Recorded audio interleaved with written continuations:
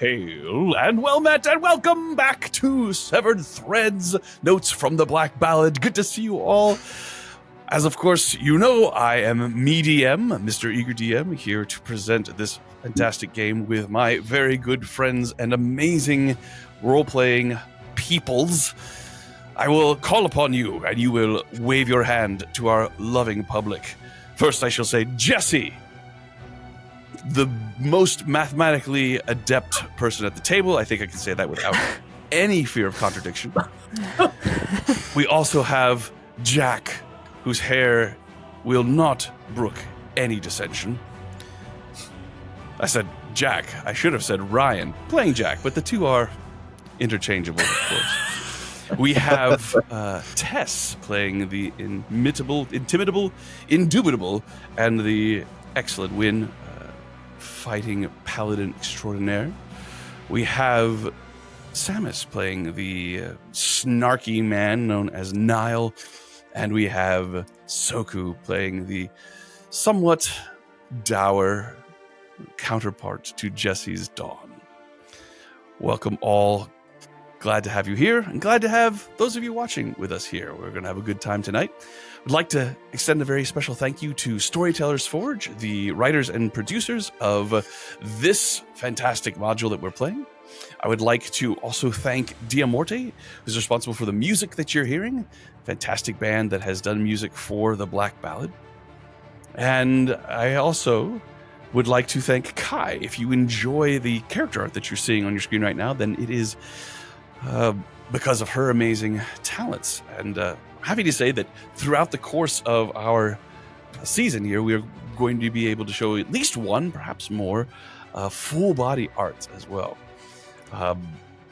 And on the subject of art, a very generous donation from Taryn, a fantastic dice maker from Umbral Oculus, has offered to donate some dice to us to give away for the final session. And we all have dice from them as well. We all were able to get dice that match the colors that we've chosen for our characters. I've chosen this sort of smoky, dark, mysterious Dungeon Master color. But you can see the rest of the group has their own colors. So if you would like a set of dice of your own from Umbral Oculus, make sure you stick around here and tune in for our final session several weeks from now. With that, I think Storyteller's Forge Notes from the Black Ballad Severed Threads is due to begin. My friends, I extend my hand, inviting you to step with me into fantasy. Release your hold on that which you know to be true, and let imagination rule for the next few hours. He said it. He did. He did the thing. He did the thing. Last time on Severed Threads, the adventurers found themselves still in the horrid undead bodies that they had embodied when they died in the Sunless Crossing, when their souls had become too damaged to continue. Rather than reappearing there in the Sunless Crossing, they found themselves inside these gross, rotting pieces of flesh. They spent some time trying to figure out what to do about that, rescuing their companion Win from down a pit before they were attacked by some kobolds who thought, hey, a group of zombies, we can take them. However, this particular group of zombies proved to be too much for them, powered as they were by some sort of malevolent red energy that they found within themselves that gave them And a vomit. little bit of it. And vomit, yeah. A little bit of extra something that drove away the kobolds. Shortly thereafter, a group of clerics chanting hymns to the god of the dead, Kelemvor, arrived, and the players got to experience what it was like from the undead side when a cleric turns undead. It was not a pleasant experience. However, it did result in them returning to the Sunless Crossing, once again in their normal forms, albeit with the red vine-like tendrils of this strange curse or calamity or just state of being that seems to be permeating everything, to discover that the Sunless Crossing is just as in a state of upheaval as it was when they left. The accursed guard and the legionnaires arriving in droves and continuing their fight from wherever they came, causing great destruction and violence all throughout Sunless Crossing and throughout the city of Nox Valar, where they were taken quickly, having been searched for and found by the Nixian Guard, brought before the Sovereign once again, publicly thanked for their efforts to prevent her assassination, and then afforded the opportunity to ask some questions, both of Kelzir, the would-be assassin of Sovereign Ashlyn, and of Ashlyn herself. They learned a few things about the nature of the conflict between the Accursed Guard and the Legionnaires. Mostly they learned that this was going to continue, and that every time somebody dies in the Sunless Crossing, they are going back into the mortal world as undead. And then when they return, and with whatever they contact with out in that mortal world, they are spreading this red curse, this scarlet malice. And as such, more and more souls are going to be coming to the Sunless Crossing. From Ashlyn, they learned that the Sunless Crossing is actually brought about by a goddess named Nixia, who long ago made a deal with the rest of the gods that she would sacrifice herself, providing souls a place they could rest before moving on to their final reward or their final punishment, so that if they were resurrected, they would not be ripped from those realms. They could transition back into life from a more gentle and a more what's the word I'm looking for? Neutral. Thank you very much, Jack. Now shut up. From a more neutral place. I have a way with words, Dick. Just as they were returning back to the rest of the court of the Sovereign, a strange individual appeared. A dark blue tiefling wearing a porcelain mask, wearing fine doublet and very fine clothing. This tiefling had an androgynous look to them and spoke about perhaps finding a way to undo what has been done, but claiming that the group would need some divine help. So, that is where we will resume this strange individual. First of all, the first thing that happens as this individual appears, with no warning, there were no sounds of footsteps or anything of that nature. Suddenly there, Valen the Jade flares his wings, which are enormous, take up almost half of the room when he fully spreads them, and soars forward. And he says, "I have no patience this day for riddles." And before he could continue, Ashlyn stops him and says, "Hold, I would hear what this self-proclaimed betrayer has to say." And I-Majin, the betrayer, as they have described himself, gives a very slight bow and a sly smile at Valen and steps forward. His hands are turned up, showing that they mean no harm, no aggressive intent. And they move towards the map of the table and they say, "This is all but an unfortunate symptom of a much larger issue." He addresses all of you. "A divine conundrum I hope we can untangle together." They begin to move around the room, slowly walking back and forth. "I have answers. Perhaps not all the answers you seek, but definitely enough to get things moving in a more productive direction. What would you like to know about first?" Let's start with who are you? That... Beyond your name, please. That is a complicated question. But I am many things, many places. But here, I am just another passenger along for the ride in the palm of a sleeping god. And your interest in this issue that you... Oh, the same as yours, I would think. If left unchecked, this scarlet malice will infect all of reality, eventually ending all life in the multiverse. You seem to know more Besides- than the rest of us, even those of us who should potentially know more than anyone. Share it Well, if you do. I have the benefit of perspective, you see. I've been watching the war between the Legionnaires and the Accursed Guard for some time. It's their hatred and their utter desire to destroy one another that allowed the Scarlet Malice to gestate. And no one understands it, the Accursed Guard, or the Legionnaires better than I. Their growling malice will infect everyone. Luckily, with the knowledge of the origin of the Scarlet Malice, does bring potential solution, which I'm here to offer. How is it that you are so familiar with all this? Perspective, my dear. I was in a unique position to observe every aspect of the creation of the Scarlet Malice.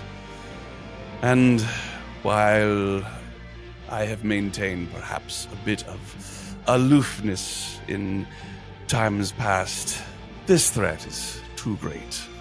I feel I must intervene. If you were there, if you were so involved or around in its creation, do you know how to uncreate it? I think I do. Do it. I'm afraid you're not going to like it, but think of the Scarlet Malice as a malady of the blood. It's carried everywhere throughout the body. So too, if we think of the Sunless Crossing being a centralized location, a heart, perhaps. Everyone who comes here is infected, and then when they leave, they infect others.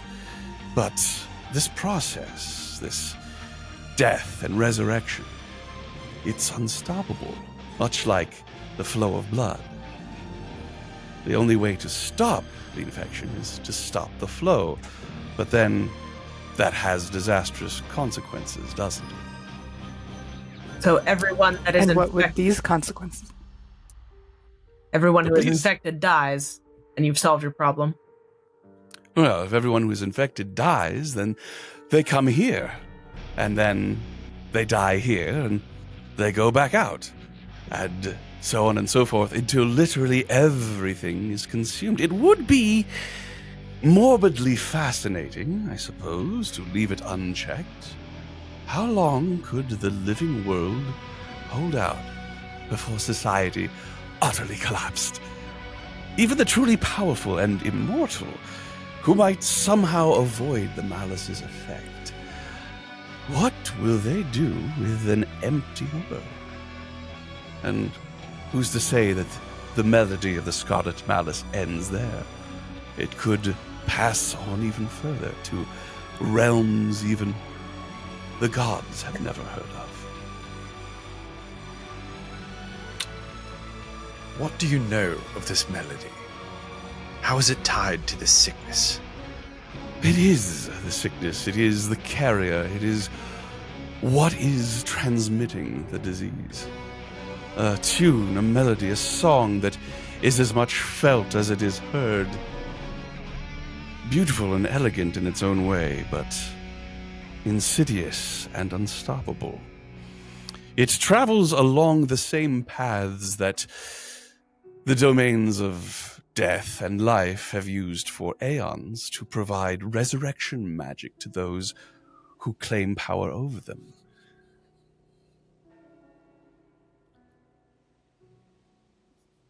You've been very subtle with how. Do you have this? Do you have steps? Do you have a specific thing besides riddles and analogies? Who or for what do we you want kill? us to do to stop it? Well, I do enjoy hearing myself speak, so yes, you have called me out. Well, the answer, I think, is to halt resurrection magic. No more revivifies. No more raised deads. No more resurrections or reincarnations. For how long?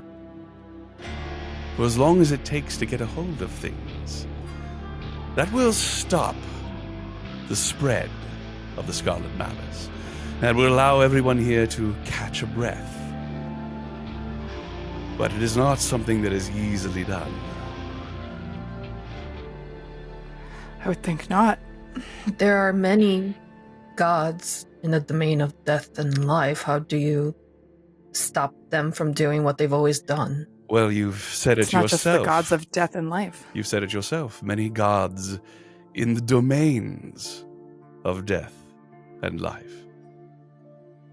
I suggest we go straight to the source, to death itself and life itself, and ask them to break the compact they made so many, many aeons ago, which allowed for resurrection even to exist.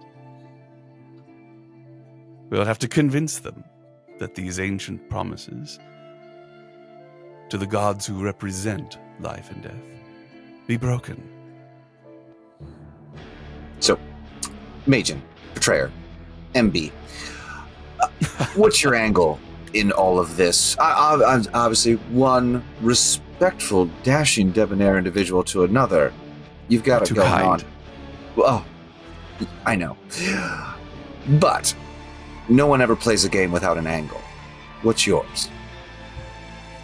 Well, I'm a part of this existence, am I not? Sorry, I'm gonna do something. Okay. My friends would probably pick up on it, but there's no visible effect that happens as I kind of cock my head to the side slightly, and I feel my heartbeat slow just for a moment as I attempt to discern as I try to extend my empathic awareness towards this person and try to divine what their primary emotion is. Oh, very good. At this time. Is this... So it's a deception versus my insight. All right. Roll your insight. Good luck with that. 28. 20. Hey! Goodness. I rolled a 15 on my dawn dice. Oh, that is a Plus welcome 13. switch from last time. Smash. Oh, lovely. Amazing. So as you send forth your senses that go towards Majin, they are in the process of speaking to somebody else, and they slowly turn and make eye contact with you and smile broadly. And you feel your senses meet an absolute wall, which then dissipates as Majin actually lets you into their mind. Oh. Now this is living. And I get what primary emotion. I need you to make a saving them. throw, my dear. Oh no. Okay. Wisdom What saving kind of saving saving throw. Thanks, I hate it. Oh, gosh. Oh no. Okay. Remember my good roll that I just had? Mhm. You got It's another over. one, right? 11. No. I got a 2 on my An dice. 11. 11. So Yeah. a wide open expanse of coiling thoughts and emotions and some things you don't even have a word for is laid out before you, and you have a brief sensation of falling from thousands and thousands of feet up into a vast sea of turmoil. You can continue if you wish.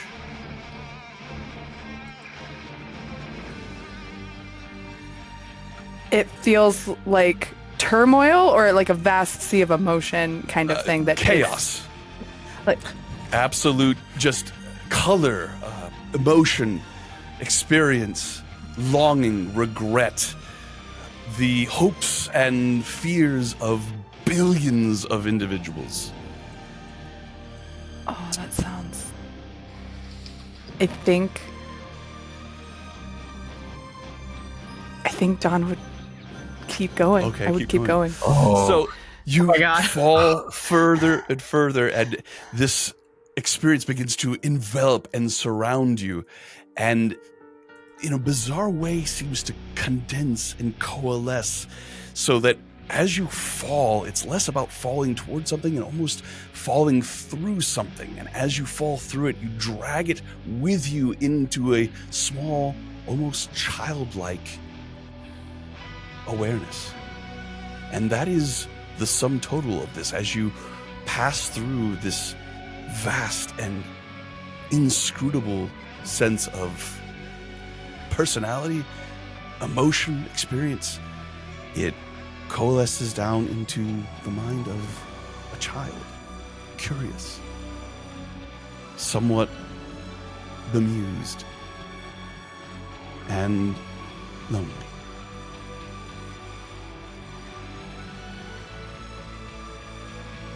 Find what you were looking for. I found something. Do we see or hear? Hard to put words to it. DM, do we see or hear this exchange at all, or does this happen like? You hear in the their words that were spoken. Dawn, because you have failed your wisdom saving throw, as soon as you establish contact with this and have this exchange with him, your eyes flutter and you fall to the ground unconscious. I rush to my sister, hold her head up. Dawn? I what did think you do she'll to be her? fine. Wynn draws her sunblade. What did you do to her? My goodness. This really is a wonderful day, now isn't it? I did nothing. She attempted to do something. I think she saw a bit more than she was expecting. And really, he turns towards the Sovereign and Valen the Jade. Do you allow open blades against a non-threat? I wouldn't And exactly Sovereign- call rendering our friend unconscious a non-threat. She rendered herself unconscious. Niall? I thought that was obvious. Oh, victim blaming. I don't like you much. That's all right. I like you just fine. And Vajin turns towards the Sovereign, and Sovereign does raise a hand and ask you to put away your blade. Win. She does. I should have made it clear. She pulled out the hilt and did not activate it, but she still puts Got the it. hilt away. That's it. Yak looks at Majin and goes, "That's not the most dangerous part of her." Ah. Just wait till she's disappointed in you. Oh,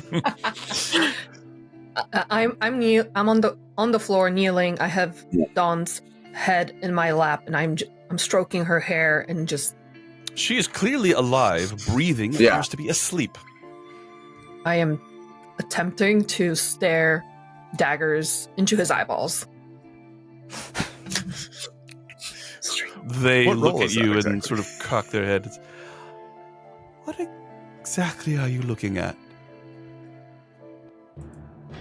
Unfortunately, you. Oh, Dusk, your rage is most impressive. I cast Lesser Restoration on Dawn. It works immediately, Dawn. You, actually, it's your choice. You are asleep. Do you wish to wake or do you wish to stay asleep? I would probably wake. Dawn would wake. Let's see what If Jessica is trying to wake me up and then I feel like Wynn cast magic on me, I'd probably wake Oh, up at that point. You waken. So, back to what I was saying. An end to resurrection magic so that Sunless Crossing okay? can catch its breath. Yeah, I'm fine. That was less upsetting than what's her name. It's fine. You said this will only stop the spread. You haven't said anything about eradicating it. There'll be time for that later. Stopping the spread is of the utmost importance, and it will be hard enough. one step at a time. I'll look to Aislinn and say, is he right about this? Is such a thing even possible? Sopran, Ashlyn, you look at Ashlyn? Okay. Yeah, sorry. I look at Ashlyn and say, are they right about this? Is such a thing even possible? Ashlyn looks concerned, but she begins to nod slowly, and she says, if this scarlet malice is truly as widespread as they say, and we would certainly seem to see all the indications that that is the case, an end to resurrection magic would certainly stop more souls coming here.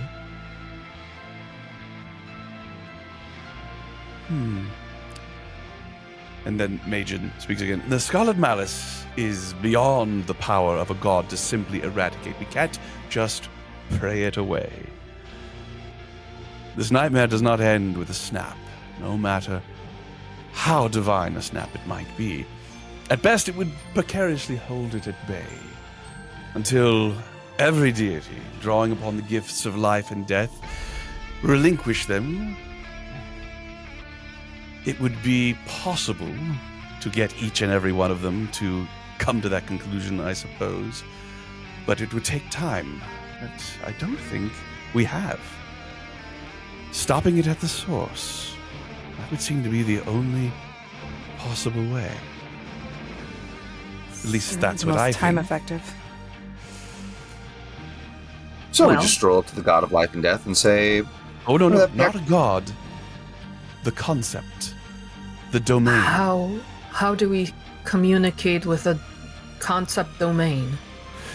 Well, luckily you're in one of the few places that can allow you access, but it will be a dangerous prospect.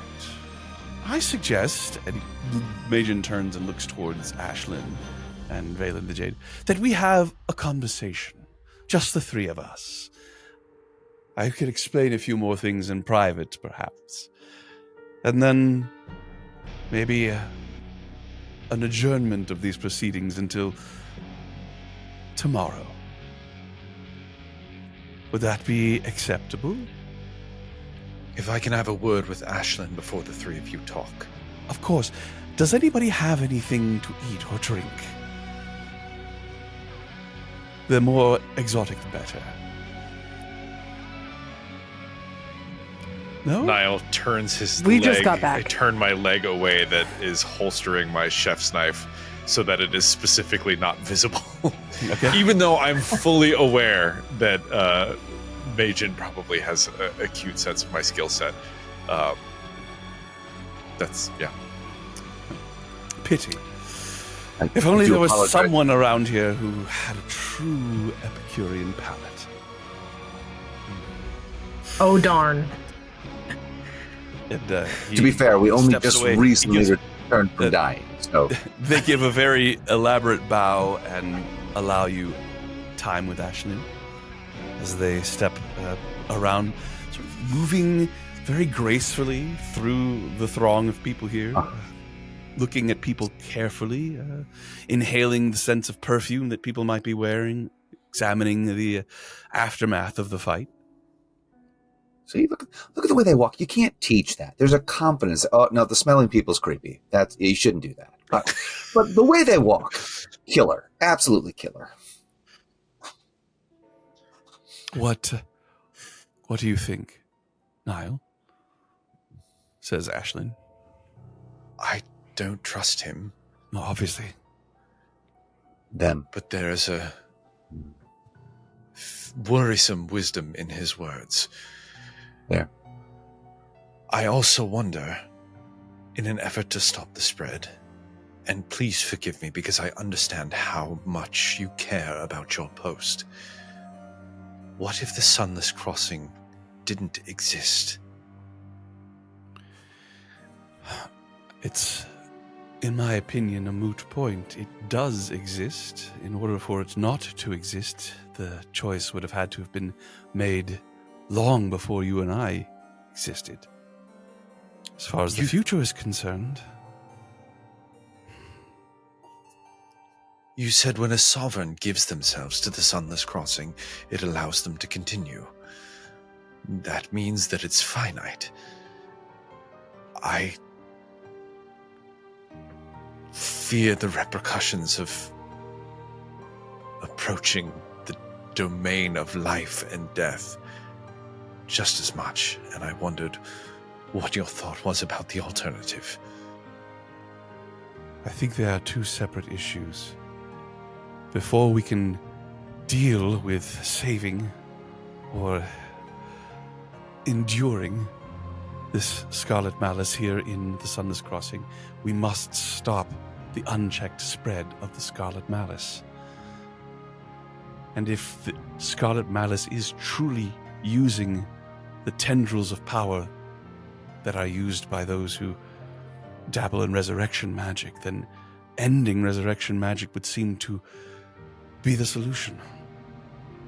And you are right to be daunted by traveling to the domain of dread. The domain of the dead is something to dread. Can you describe it to us? I've never heard of it. Cannot. I've never seen it. I know there is a portal to it here. I'm not quite clear where it is. There's also a portal to the domain of life.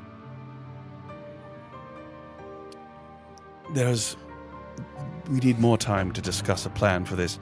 I think Majin is right. We should go our separate ways. I will be calling on you to do whatever this task is with apologies. The state of affairs here in the Sunless Crossing due to the war between the Legionnaires and the Accursed Guard, and also encroaching demons that sense that we are weak. All resources we have are being eaten up by these threats, and you've already proven yourselves to be so capable. You just had an assassination attempt by an outspoken weirdo, and you're about to go to have a meeting with a new outspoken weirdo. To be fair, I honestly don't think that they mean us harm. They seem invested in this next thing. Whether they get something out of ceasing resurrection magic in addition to the Scarlet Malice, I don't know. But they seem, I don't know. I didn't feel malice. Like, I felt a lot. There was some, but that's not what at the root, there was curiosity. So I have to agree with Dawn. Did you losing consciousness have nothing to do with them in any way being evil against you? Oh, no, it was like,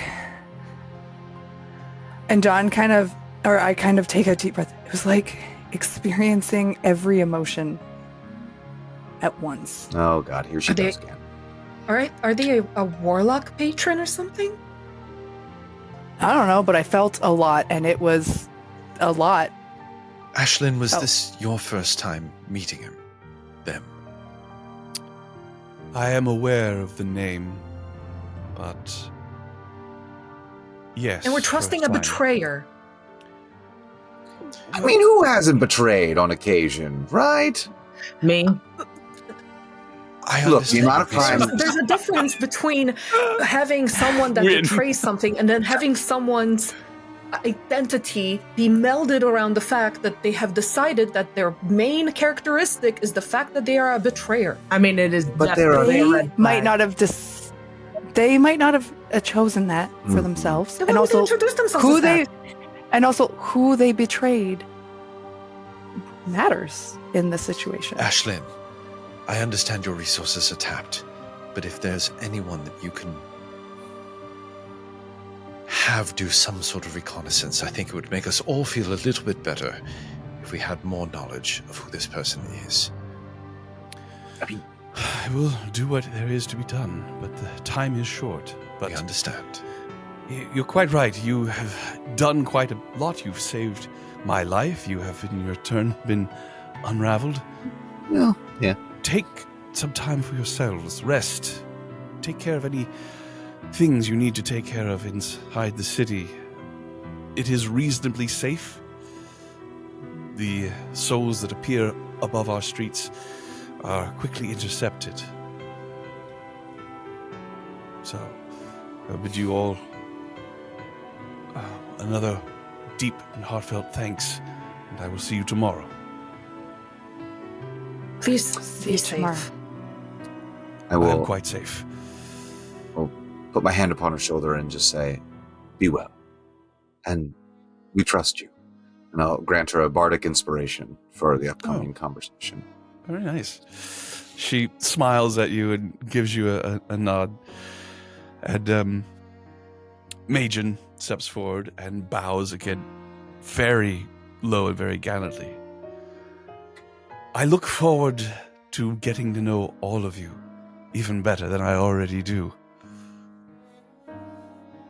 What is it you'd like to eat, Majin?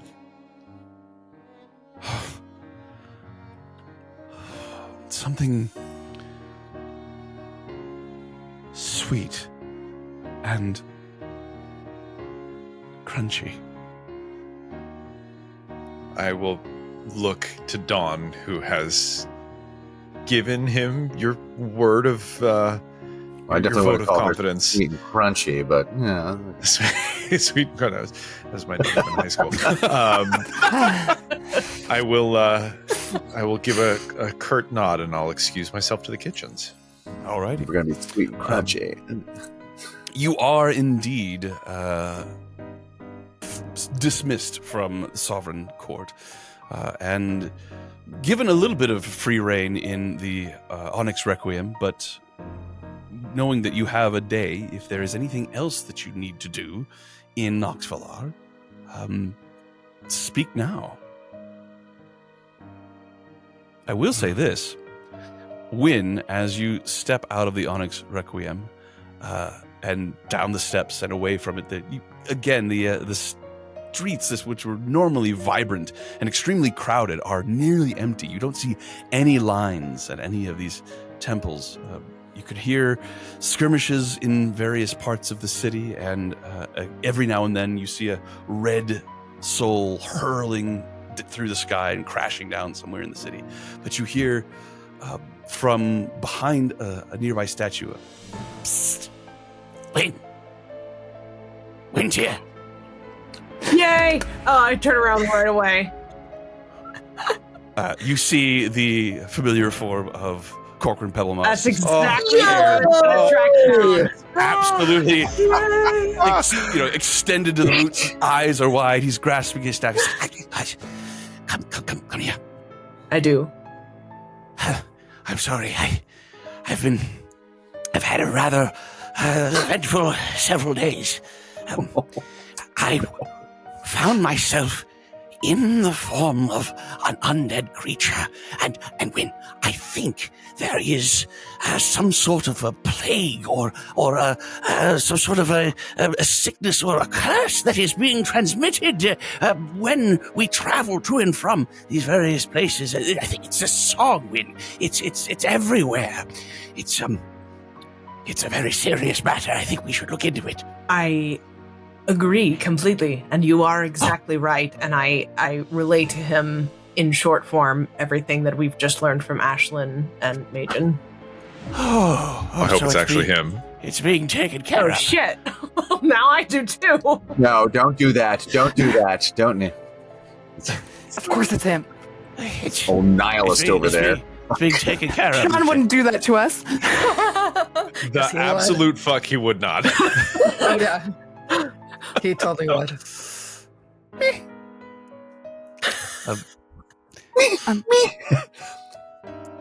So, being that it is, did all of us hear that exchange, or was that just for This Wayne? is Corcoran specifically speaking just to win, Lovely. revealing a major secret as far as he is concerned, only to discover that you Everybody all already way ahead of him. knows. Yeah. So it is a song, right? And so if it's passed through song, so typically as a bard you can counter charm things. I wonder if there's a way in which I could talk to the people in the low and try to get them to perhaps work on some sort of sonic reversal on it. Basically, the anti-earwig. It's like or come up with a better earwig. Ooh, yeah. Isn't that, yeah. I'm sorry, these two conversations are happening separately, right? I'm over with Pebble Moss and you guys are talking. Oh yeah, this is Jack. I would assume we're near you still, though. Yeah, You're not leaving as the facts of the matter are revealed to Corcoran, he feels less of a need to be clandestine and does step forward and Great, and Rebelgloss! Oh my god! It's so I'm good to back. see I you. have returned from experience most harrowing. Did you? Were you a zombie? Yeah, were you a skeleton? I was some sort of undead warrior. How gooey were you? This horrible question to ask. I was far gooey than I ever want to be again. No, some days you want to be gooey, but not like that. Yeah.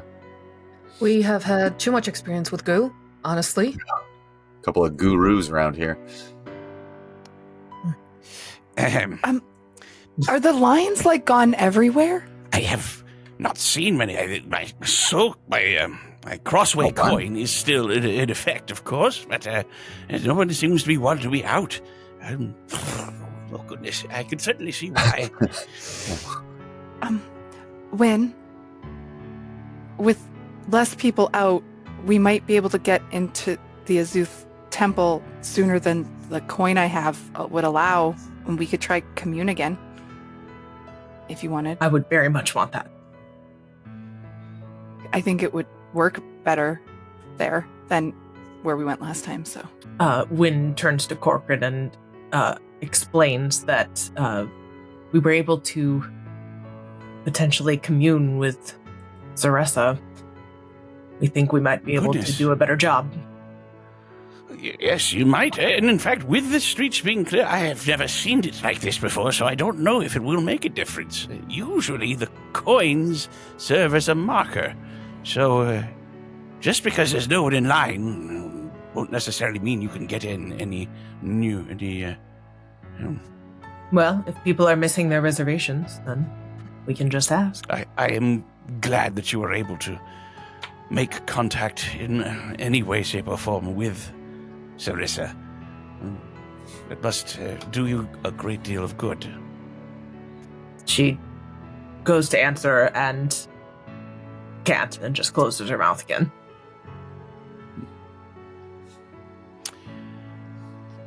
I'm heading over to my usual haunt, and going to be staying there, possibly underneath a table for some time. So if you want me, that is where I'll be there. I'm so sorry that the feast was ruined, but we have literally bigger fish to fry. Wynn puts a hand on his shoulder, very friendly gesture, just shy of a hug, and says, I'm so glad to see you back. I was worried. Very. Oh, that's kind of you. If I remember correctly, you are the type of person who is going to not let something like this scarlet malice stand. I look forward to hearing about your victory against this threat. And if there's anything I can do to help you in the way of knowledge, then do ask. I'll make sure I ask if we're inside. Corcoran, Falling projectile. are you familiar with the name I-Majin the Betrayer? Yes. I-Majin is an embodiment of a god of dreams.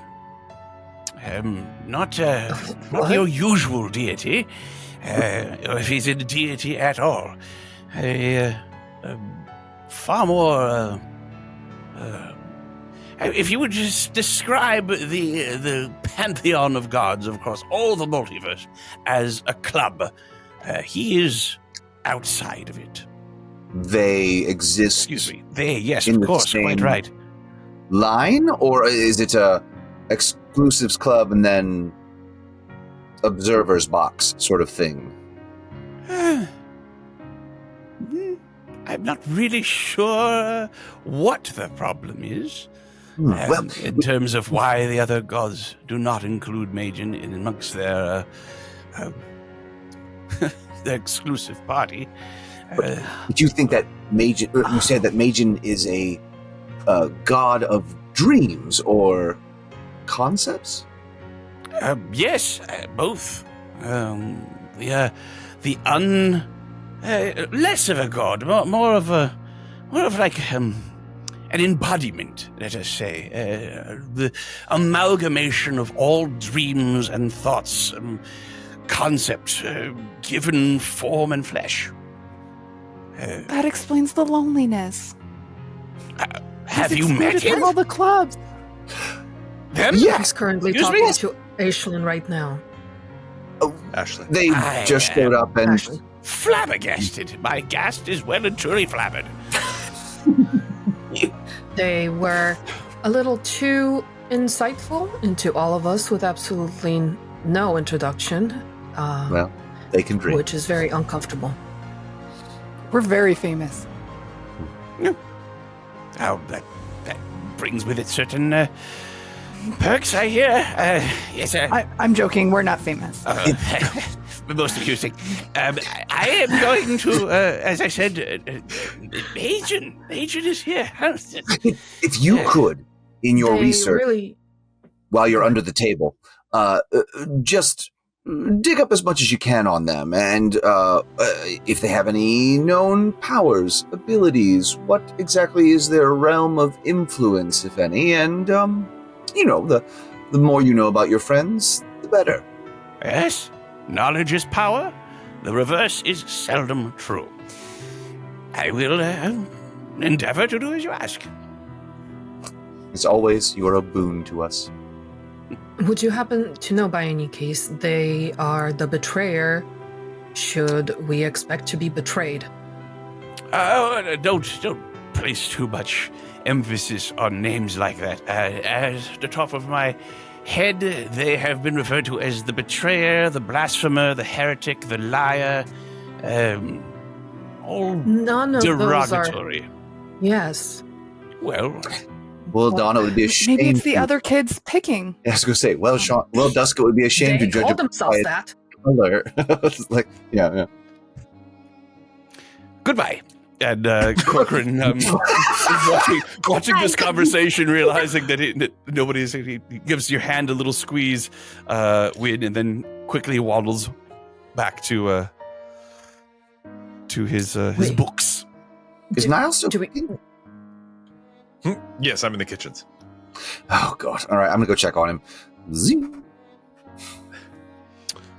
So, do I hear right that you, Dawn and Win, are heading to the Temple of Azuth? Sure. Yeah. Dusk, you're welcome to join, but you're not his biggest fan, Dusk. Very true. I don't know if I would want to go anywhere closer to that place. I will go and look into other temples and see if any of the lines can be skipped. All right. Okay. Generally speaking, any of you who are looking to go to one of these places that has a line, discover that just because nobody is in line does not mean that you could simply come to the front of the line. However, the Temple of Azuth, you see a somewhat scared-looking acolyte, long braids along the side of their hair. A woman, looks to be elven, looking up at the sky, trepidation as you approach. Coin, please? Oh, and I'm gonna hand her the coin I have. I'm sorry, you're not next. I know, but people seem kind of reticent to leave and go with so we were hoping we could. Oh, yes, I understand. We're about to do something for the Sovereign, likely tomorrow, and this is probably our last day to do this. Make a persuasion check, please, Don. Win, help! Can I help her? How would you like to help her, Win? She just We starts really need this to happen. crying. You start crying? Like just welling up, and it in terms of the sympathy that I am hoping to elicit, it's not that it's a fake cry, but she certainly is allowing it to happen purposefully. So this elven woman looks at you, and you see sympathy in her eyes, and it does appear to be genuine, but there is also, surely she has seen this sort of thing before. But you are able to make your check at advantage, John, if you wish.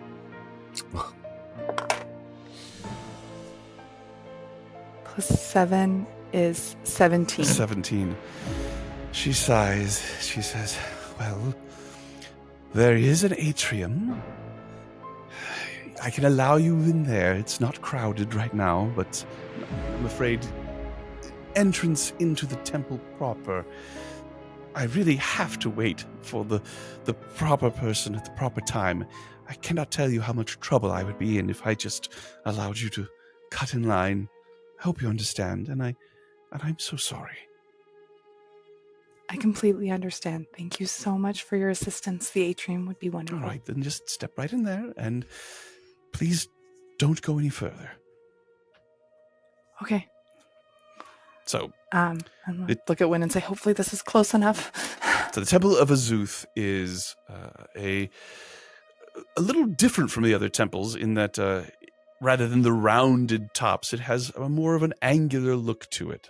Has almost appears to be a crown of sorts in terms of where the towers and peaks of it. There's one major centered one, and then there's smaller ones going around it. Appears to be made of a deep blue marble, or a marble that is striated with deep blue.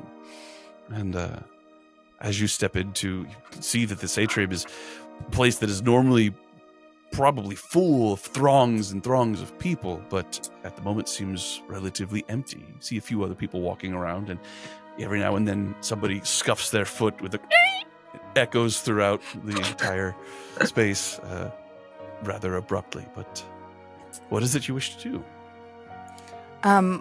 We'd go off into one of the corners so that we can kind of be as out of the way as possible as I am going to cast Commune.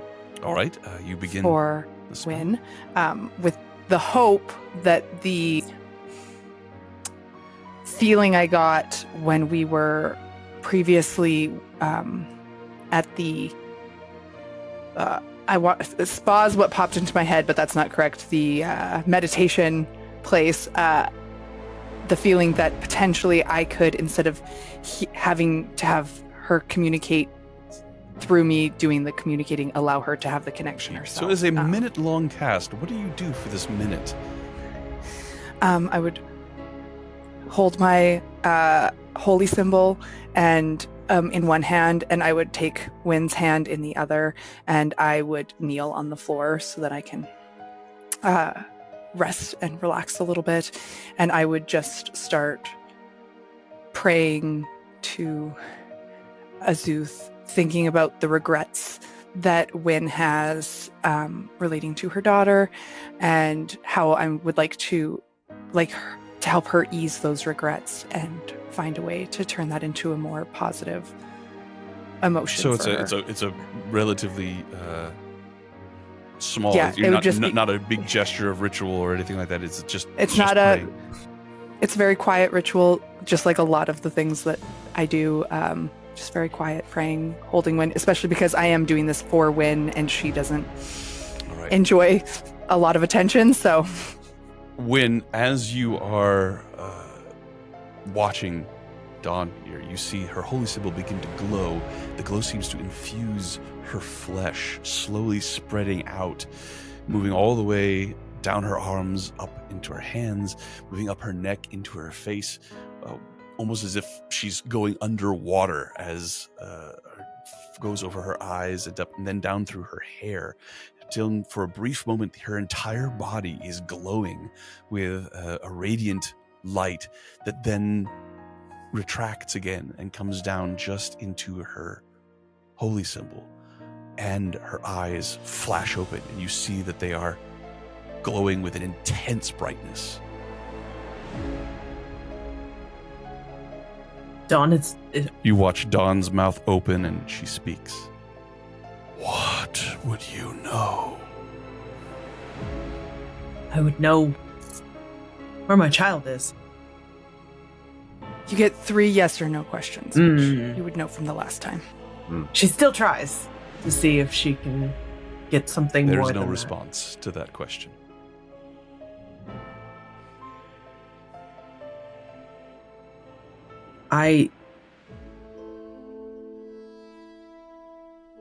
Can I talk to Zaressa?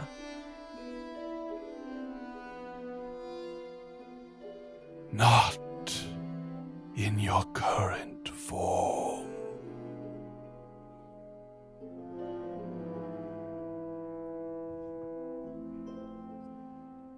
Do I have the ability to change that form so that I could? Yes. Do I know how? You do not. And that is your 3. Yeah. As the third question ends, there is a flicker of light as if the light is going down, and then it blazes forth again. Speak of your regrets.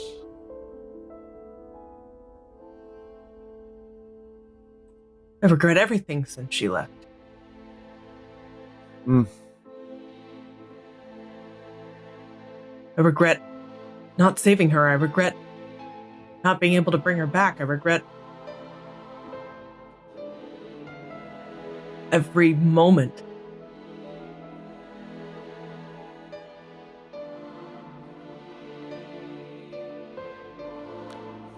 Find power in releasing your regrets. Use it to help you overcome this current calamity. And my And you will regret no more. And be with your daughter.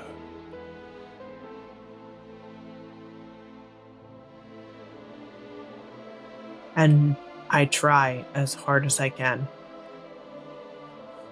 to let go of more than a century of regret. This request that was made, it's more about the conflict, about overcoming the conflict of the threat of the Scarlet Malice, as opposed to something you can do right now. Understood. But as you ponder these things, the light that is emanating from Dawn dissipates. Dawn, you feel exhausted as you are no longer acting as a channel for a literal god, and you come back to yourself. Dawn, do you remember? Am I aware of what Yeah. happened? Yes. Okay. Oh my god. I think that if we follow through with this mission, if we overcome this, I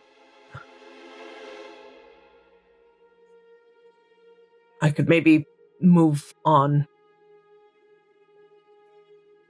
Yeah. Regret.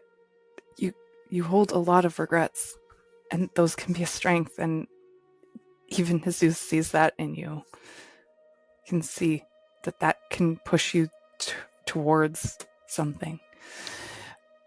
But honestly, I've pushed myself too far today. Between the crazy lady and the dream god guy, and I channeled a zoo. I need a nap. Being dead and being a zombie. Yeah, right? Can we just talk about the last 24 hours? Like, woof. I've done a lot. Tell you what, on the subject of Unreasonable breaks, day. let's take a quick one. See you all back here in 5. And we will resume the activities. We're not going any further till we've had a breather. See you back here in 5. Bye, everybody. Or see you soon.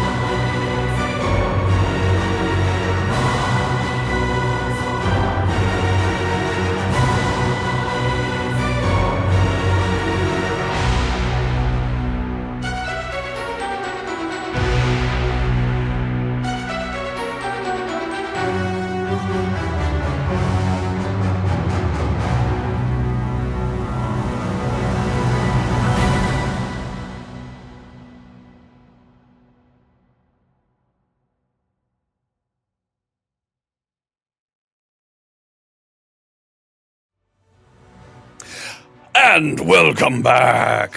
For those of you who are returning, glad you're back. For those of you who are just joining us, welcome. We're having a great time. This is Severed Threads Notes from the Black Ballad, a fantastic module that is written and edited and produced by the Black Ballad, by Storyteller's Forge. Also, the music that you're listening to is by Diamorte, a fantastic band that has written music for this module. We're really excited to be able to present it for you here. Also, if you like our character art, you have the amazing talents of Kai to thank for that. All of these fantastic individuals and organizations that I've just mentioned, you can find links to their particulars in the chat. If you are enjoying going along on this ride with us for the Black Ballad, then you should know that there are other projects in the works from Storyteller's Forge. A dark carnival, as it were. A new book that is coming out. Somebody help me out, please. Cannot remember. I know it's Dark Carnival. Festival of Forgotten? That's it. The Festival of Forgotten. Yes. See what I did there? Yeah, so good. See what I did there? Yeah. That was intentional. The forgetfulness that I displayed was a veritable festival. And as such, yes, a new project coming from Storyteller's Forge called Festival of the Forgotten, Dark Carnival, which should be just as much fun as this is. But let's get back into it, shall we? The adventurers are having a bit of a day, time to take care of loose ends here in Noxvillar before they are resummoned to the Sovereign's Court, back to the Onyx Requiem, to receive further instructions on what they might be able to do to try and end resurrection magic for all of existence in the attempts to stem the tide of the Scarlet Malice, which threatens all of creation. Let's see. We've just had Dawn and Wynn have a commune with Azuth. I do believe that Jack was going to go check on Niall in the kitchens of the Onyx Requiem. What's it pronounced? What? It's a Yak. Yak. All right. When Yak, you re-enter the Onyx Requiem, and after asking around a little bit, you are directed to the kitchens, which are mostly in a state of chaotic cleanup as the Festival of the Shepherd, the Feast of the Shepherd, was in a state of denial. Well, you see, there are pans being being cleaned both by hand and by magic. People running everywhere. Piles and piles of sadly uneaten food. As again, the assassination attempt cut the feast quite short. But over in the corner, you do see the form of Niall working away. What does he see, Niall? I have kind of cornered a station to myself, and there are rows of about 24 flaky, buttery, circular pastry shells that are beautifully crimped. And I am what? No, don't interrupt me. And I am with the butt of my glowing knife, I am pulverizing some candied red fruit. And I let go of it for a moment, and I move over to a bowl to pour some of a nougat, this very caramely looking nougat, into one of the pastry shells. And while I do it, the butt of the knife is continuing to pulverize without my hand being there. I fill the pastry shell, and then I return to the knife. Huh. You know, when you pulverize something with your butt, that's what you get. Are you actually saying that to me? I'm so sorry, everybody. We're working to do something about that. It's just something. It pops up every now and then. There's really no way to predict. I feel like I need to make a Constitution saving throw. Right? You see me heave a heavy sigh, and I don't make eye contact with you. What I love is to my mind, I'm saying that to your back, and I just watch your shoulders go. Yes, that's exactly what happens. And I pick up the pastry shell that I just filled, and I reach behind and I say, "Eat this." Oh, is it poisoned?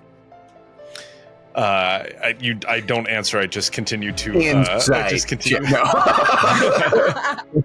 But if you do take a bite, I grab it, pop it in my mouth. Yeah.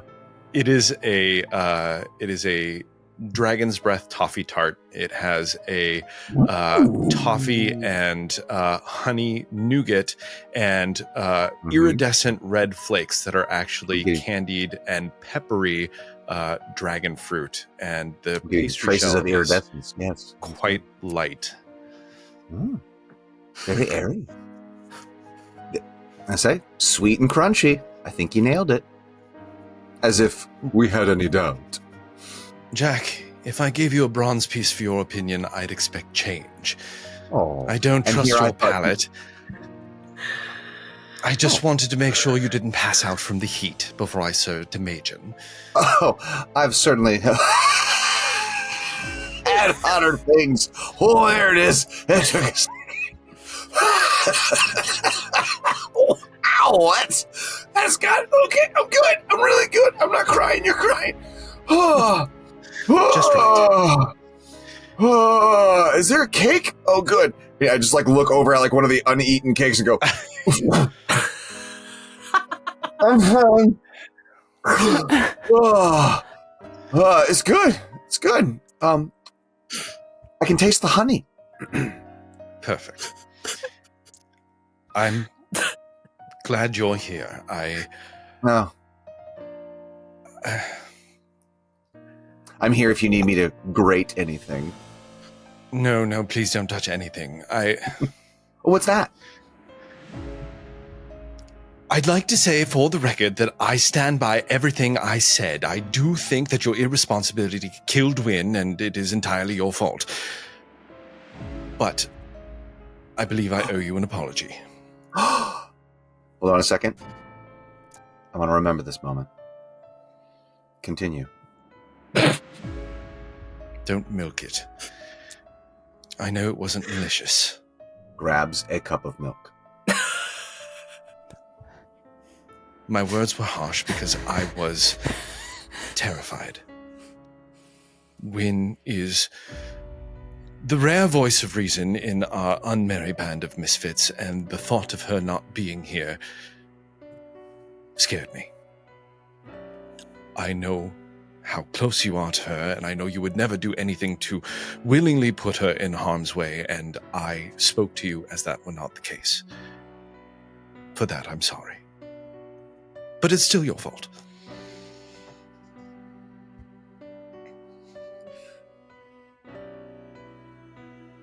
I fucked up. And I got my best friend killed. So, fuck your apology. I don't deserve it. Maybe someday I'll be worthy of a Nile apology. But right now I'm just checking in on you and your delicious pastries. And then also, what do you make of Megan? This is his. I have a feeling that in addition to the sweet and the crunch, he's a person who enjoys heat. And Well, they seem Dawn's- like they're definitely a creature of many palates. But if Dawn's I think insight is correct, and they are lonely and not malicious, it would behoove us to at least be kind to them until we understand what it is they're looking for. every creature who lives a very long time eventually gets very lonely. I still don't trust him, Jack. Oh, God, are you kidding me? You don't trust me. And look at this. True. I And know. by the way, please, by all means, hold your breath for that apology. Nice. Zing! All right. Anything else, gentlemen? Please I'm remind just- him to breathe. Jack, breathe, for goodness sake. And last but not least, Dusk, is there anything that you wish to take care of here in Noxvillar before being sent wherever it is you're about to be sent? No, she's just aggressively people watching. What does that look like? There's just daggers at every passerby. Is just like,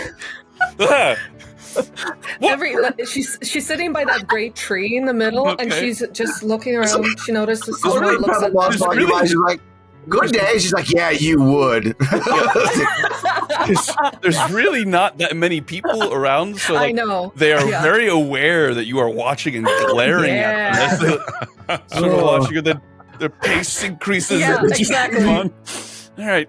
Can we you also got it. say that like every time someone goes to walk by her, it's behold! You sniveling snot! Yes, indeed. As Hugo, Staff of Dread, is in rare form. Amazing. Oh. I mean, I got to do it again? You got it! Behold! Just keep it up! Keep them coming! Yeah! So, after a period of time of taking care of various to-do things on your to-do list here in Noxvillar, and also, in fact, getting a long rest, even if that doesn't actually take the form of sleep, as you do not require sleep in your current state, although it is still something that you might like to do occasionally, just because it feels good. But We got all of our stuff back, right? Like Yes. the breastplate and stuff that we bought. We got all of that. 100%, everything's back. And our fancy outfits. Yes, fancy outfits. Yes. Great. Oh, thank God. All right. Thank the DM. Armor class. Magnanimous is the DM who returns to me my fictional outfit. Wear them in peace, my devoted subject. The following day, you are once again summoned back to the Onyx Requiem. You are quickly escorted inside. Gone are all signs of the previous night's events. Broken glass has been completely swept away, tables and chairs cleared. There is a little bit of a smell of an earthy incense, which has cleared the scent of blood. And it also seems to contribute to a sense of seriousness that permeates this space. In front of the Sovereign, in the throne room, you see the ever-present Arbiter, Vaylin the Jade, but also a group of 4 well-equipped individuals that are unmistakably alive. You see a slight individual, but nevertheless looks wiry and powerful, wearing glasses, a little bit sort of a scholarly look to them. They have a staff in one hand, a sack that has a large number of scrolls and books in the other one, and on their back a strange set of mechanical wings, almost like a foldable glider. You also see a tall, black-skinned dragonborn who is wearing leather armor and possesses the largest bow you've ever seen. You see a woman wearing all gold and possessing a elaborate scythe, which seems to have a little bit of a glow to it. Has pale skin and a slight iridescence in her eyes. And you also see a dark-skinned female warrior. She is wearing a symbol of the House of the Sovereign at her neck, has a large glaive and plate armor, and all of them, as I said, look unmistakably alive. And Ashlyn sees you all come in and stands and nods to you and motions you forward. As you come forward, you see Johan is also there, standing very stiffly as I-Majin whispering something in his ear. Ashlyn. Welcome, adventurers. Sorry, just felt appropriate. Indeed. Carry on. Ashlyn conveys to you the following information. We have decided that Majin's course of action, is the only one that we have at our disposal. And therefore, we will send two groups of ambassadors to the domain of dead and the domain of life. Only the dead may enter the domain of dead, and therefore you, she gestures to you all, will be our ambassadors there. And this group of adventurers, who are known to us through their various deeds, both in the mortal world and here in the Sunless Crossing, will travel to the domain of life. The portals to these domains lie deep within the storm of broken worlds, the maelstrom that surrounds the Sunless Crossing. So you must travel to the very edge of the Sunless Crossing and find your way into the storm and then into the portals. Both of these domains act as anchor points for this entire realm. I-Majin claims to know the location of the portal to the domain of dread, the domain of the dead. Therefore, they will be accompanying you. She motions to you all. And Johann claims to have seen the portal to the domain of life, and therefore he will be accompanying our living heroes. More and more news is coming to Noxvalar regarding the state of the Ashen Fields. It is not good. Expect a very dangerous journey. Haste is of the utmost importance, as things seem to be getting worse with each turn of the great hourglass. To aid you in your journey, I present you with these. And she motions, and Valen the Jade comes over very somberly and bestows upon each of you a leather bandolier that has affixed to it 3 large crystals, 1 yellow, 1 red, and 1 deep blue. Each of these embody a magical effect that will aid you in your quest. To use them, simply touch, will the power to manifest. The crystal will drain in color, and the effect will be made present. Essentially, you've just been given 3 potions. Each of you now possess a potion of superior healing, a potion of heroism, and a potion of greater restoration. Unlike potions, these cannot be administered to other people, only to yourself. Each of them require a bonus action to activate. Bonus action, okay. And you said it was a red, yellow, and what color, Gem? Blue. Blue. The red Blue. being the potion of superior healing, yellow being the potion of heroism, and blue being the potion of greater restoration. Greater restoration. Love it. I will now listen to any further questions that you have.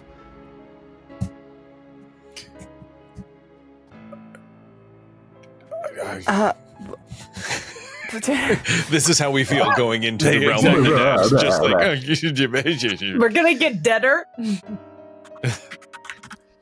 How do we weather the storm? It will be difficult. You will need to rely on all of your strength and all of your power and the quality of your guide. She looks over at I-Majin, who looks at you all and smiles broadly. It'll be fun. That's the word we should have in our minds going into this? Well, I wouldn't presume to tell you what you should or shouldn't think. I intend to have fun. Why should we have anything else? And best case scenario, we make it to the realm. Do you plan on doing the talking?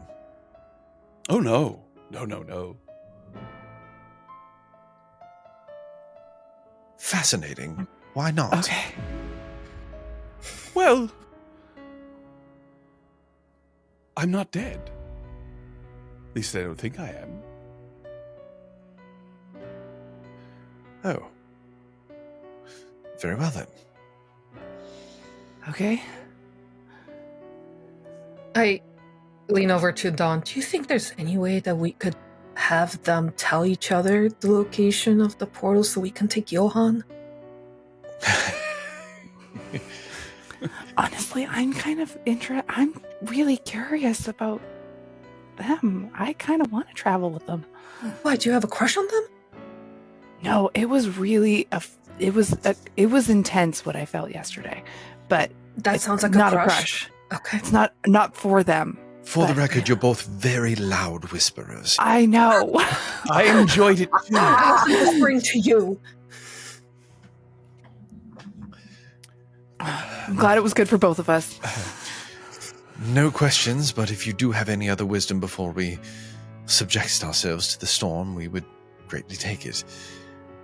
Do we need something to give the domain of the dead to convince, I have water this no conversation? idea what Wonderful. one would say to such an incomprehensibly powerful entity. Try to convince them of the seriousness of the problem. I do not know if you can beg or barter or threaten. I trust your judgment.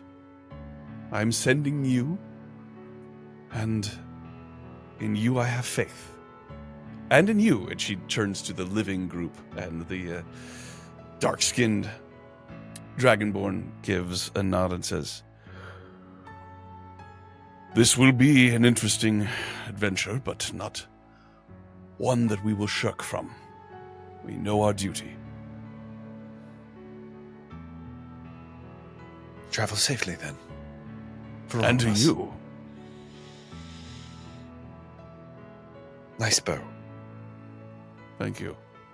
It was my father's. It's not. Yeah, it is.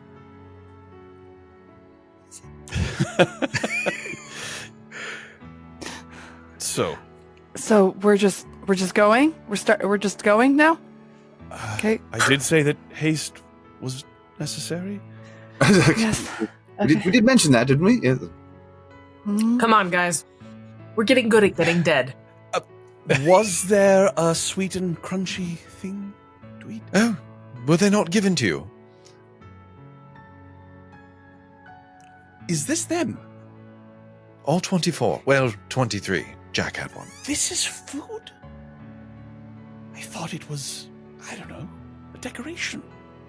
Well, they are both. Crunch away, my friend.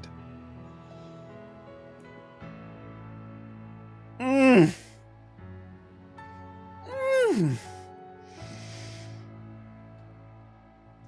That's amazing. I know. Now, Thank if you you. manage to keep us from getting killed, maybe I'll make you some more. Well, that's tempting. I'll think about it. I'm counting on it. As you exit the city, or exit the Onyx Requiem, once again, you are traveling along with your living counterparts, as it were. The dark-skinned human woman comes over and sort of looks at you all and sort of swallows a moment and then asserts herself a bit more. She turns to you in. Do you mind me asking, what's it like being dead? It's nothing like I thought it would be. Just feels like more life, but somewhere else. Huh. A little stiff. Don't listen to him, ever, about anything. So not bad, is what you're saying. Confusing, not painful. Okay. Well, that's good to know. I Takes a still little wouldn't more effort, I recommend it suppose. specifically. Certainly doesn't raise your spirits. Truly, never. Jack, I'm sure everything will be fine. read the room. There's nothing to worry about. Do we have a backpack? Blick! No. So she seems a little nervous, Win. But Um, then why wouldn't she be? As I pick up on that, I start to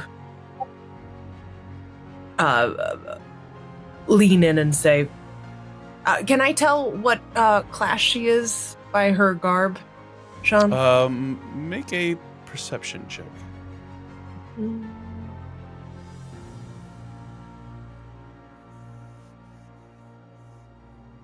I got 23. A 23. Ooh. So the emblem that she has around her neck is clearly a symbol of the House of the Sovereign, but you see emblazoned into her armor there is a large gauntleted hand. It would seem that she is a worshiper of the god Torm. Cleric. Torm the True. Torm the god of paladins. Oh, paladin. Got it. So, I lean in and say, one paladin to another, your armor is strong, your blade is sharp, and you've survived much worse than this. And if you don't, you'll survive something else later. Thanks. I think. I have to say, I don't envy where you're going. The literal domain of death. What can it do to us that it couldn't when we were alive? I suppose that's true. But you're right, I would trade with you if we could. Johan happens to overhear this and he steps forward and says, well, you're right.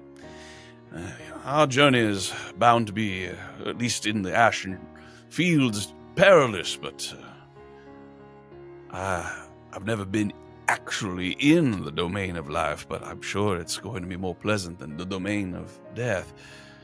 Thank you. Well, don't sell yourself short, Johan. If it's anything like you, we'll have a pleasant time. That's very kind of you to say. Allow me to extend my best wishes to you all.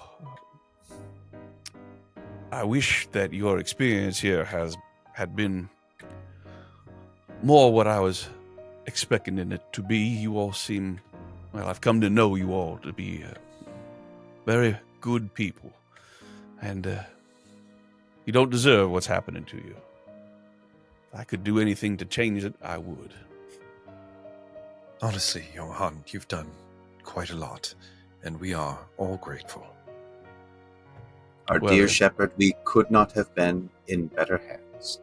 Exemplary service. See, it's comments like that just really, really endear you all to me.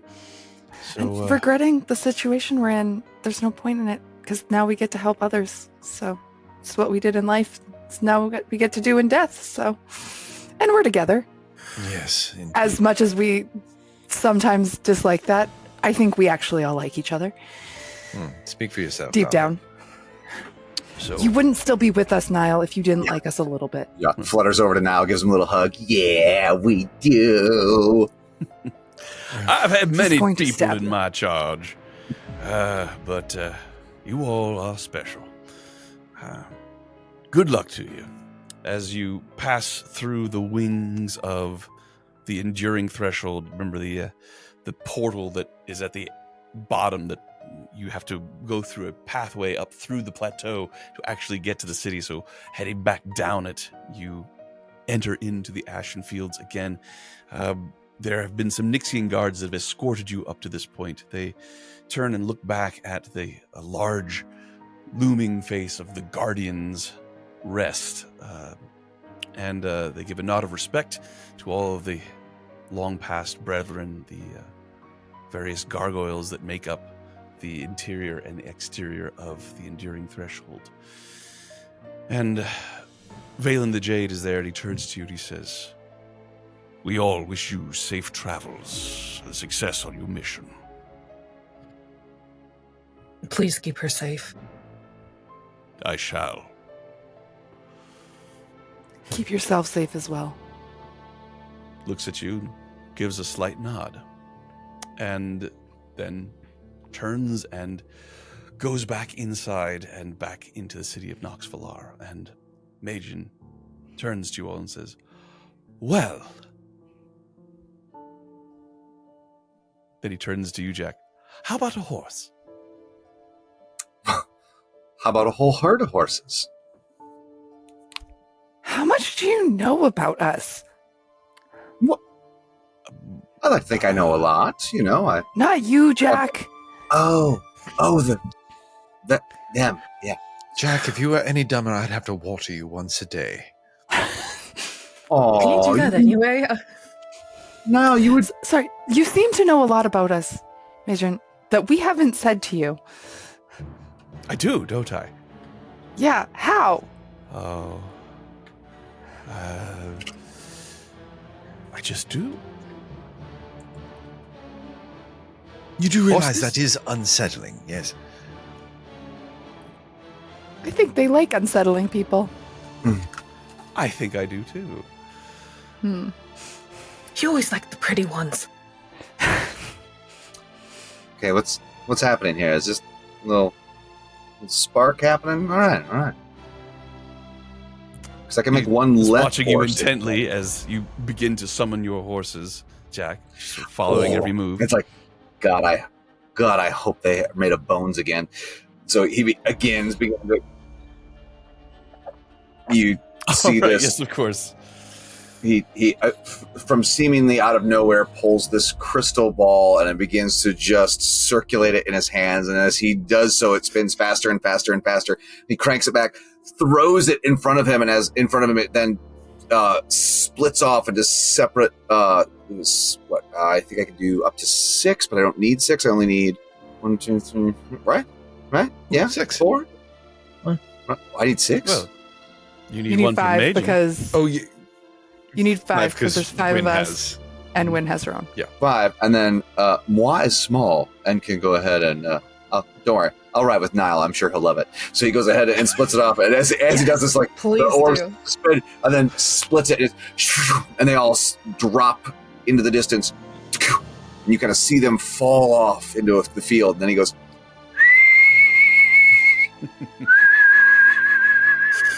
And then suddenly 4 beautiful white horses come galloping up to them. It's like, oh, please don't let them be bones. Please don't let them be bones. Please don't let them be bones. As they're And- coming towards you, Majin looks at them and says, oh, those are horses. Well, of course. No. It's not that obvious. No. Something else. And he waves his hand, and as he does, the horses morph. And 5 velociraptors begin running across the field towards you. That will be much safer. And wait, they only have 2 legs. But look at the claws and the teeth. Please don't change my mount into a dinosaur.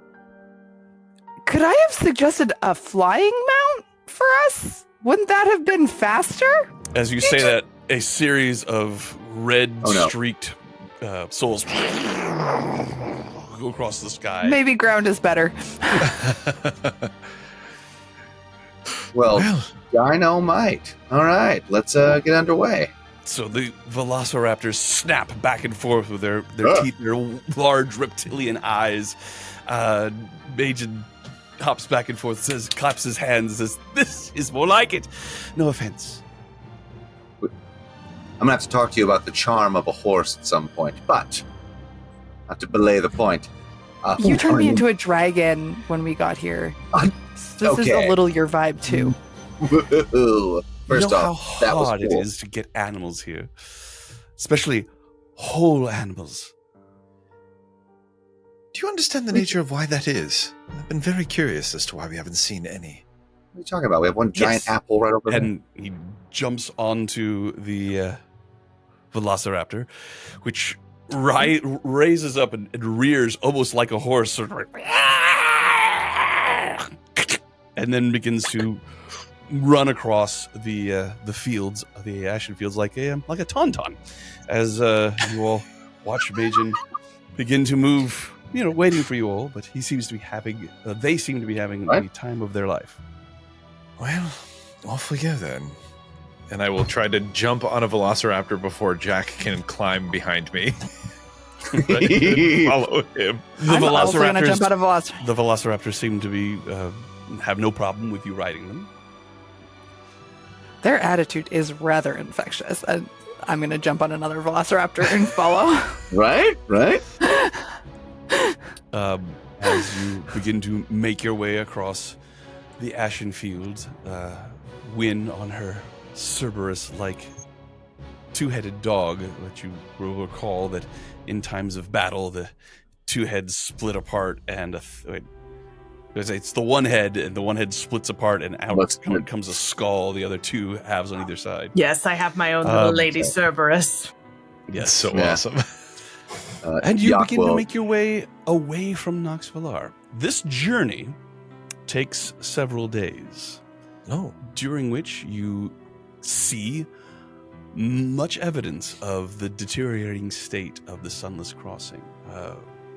You are riding along as you hear a scream echoes through the air, and you see in the distance what appears to be a man running for his life as several dark wraith-like creatures are flying over him. The scream cuts off quickly as these shadows converge upon this individual and then rise up, leaving absolutely nothing in their wake as they fly away, moving off to some other victim. Yes, indeed. Scary wraith noises. God, those wraith sounds. Lady Cerberus is mad. You see evidence of various camps of the Accursed Guard and Legionnaires. You see skirmishes. One part of your journey, you see a trio of shadowy figures that appear to be performing some sort of ritual. The lightning in the sky begins to bind itself together in what appears to be the form of some giant winged being. Getting larger and larger as they are holding their hands up to the sky in a state of what appears to be rapturous ecstasy. But before this object, this creature can manifest, it flashes and then dissipates. The three individuals converse for a moment and then move off to someplace else. Whenever you see any of these things in the distance and seem perhaps inclined to investigate, I-Majin reminds you that time is of the essence and convinces you to leave these curiosities and these horrible things to unmolested. But as you are traveling, if anybody of you have any more questions for I-Majin, it would seem only natural for over the course of the journey for him to be interrogated more by you. I would press on the animals question. I would want to know if they understand why animals don't exist here easily. Well, it's probably a matter of space. Well, that makes no sense to me. I'm sorry. Do people resurrect animals? I imagine they could. So, can we just back up a second? How do you not know what a horse is? Dusk didn't know what a sheep was for a long time. Okay, They're but very different. We don't have to retread on things that I know now. Knowing what a horse is different than riding a horse. And I don't know. I thought that this would be better. They're No. thicker skinned, right? Dum dum dum. And overall angrier seems like a better thing to ride on in this sort of place. I mean, don't get me wrong. Sometimes, yeah, but you're just fascinating, I-Majin. I mean, you speak of having witnessed many, many things and a knowledge of events that we certainly don't have. So, have you seen something like this Scarlet Malice before? No, I haven't. No. It's a big problem. And one that I think behooves anyone who has knowledge of it to try and solve, don't you? I mean, the end of everything I mean, I'm literally dead, and I'm still trying to solve this problem. So, yeah, See what I mean? no, I think you've got the right of it there. Life and death matter. Oh, yeah. And I think that this continued cycle should continue. And I think that in many ways, resurrection circumvents this natural order and prevents eventualities that are frankly perverse. Think about a villain who abuses their power with no fear of death because they know their followers will resurrect them. Or holy wars, which go on, in which the balance of power is always tipping one way or the other because heroes, once felled on either side, can be resurrected. It's not the right way of things. And I Honestly, think that is perhaps what has brought about this calamity that we now find ourselves in. Just as I said, a symptom of a greater problem. So your issue is more with resurrection magic in general, and where this would fix potential or staunch the bleeding of the scarlet malice, it would also solve a problem that you see as an imbalance in the powers and people being able to resurrect? Well, I cannot imagine that the end of the resurrection state of things will continue much past the solving of this problem, but it would be something, wouldn't it? If life and death actually mattered the way they were intended to. You've got a point. As it Thank you. is, only the very privileged few are even offered an opportunity to resurrect. It's terribly unjust. It's all Nixia's fault, really. She was obsessed with resurrection, I expect, and naive, and it doomed her to this eternal slumber, which powers this place. Slumber? And, You speak as if you knew her. Well, I know of her. You say slumber. Sorry. I thought she was Yes. sacrificed. Well, she wasn't completely done away with, at least as far as I know. She exists. Otherwise, this place wouldn't exist. She's just asleep. Or maybe dead. Maybe a sleep so deep that she might as well be dead. I mean, to die, to sleep. Perchance. Something like that. To It's a something. dream. At any rate, Can I ask you a personal question? you can ask any question you like. Did you give yourself the moniker the Betrayer? I don't think so. Or where did that came from? So betrayer. It's What been- about that? Betrayer! Say more about that. I don't think, to be perfectly honest, I don't actually remember. It was a long time ago. Ah. Given to me by someone who didn't like me very much, I don't think. Oh, what's in a name? Do I keep it? Well, it gets people talking. Makes an impression. I like making impressions.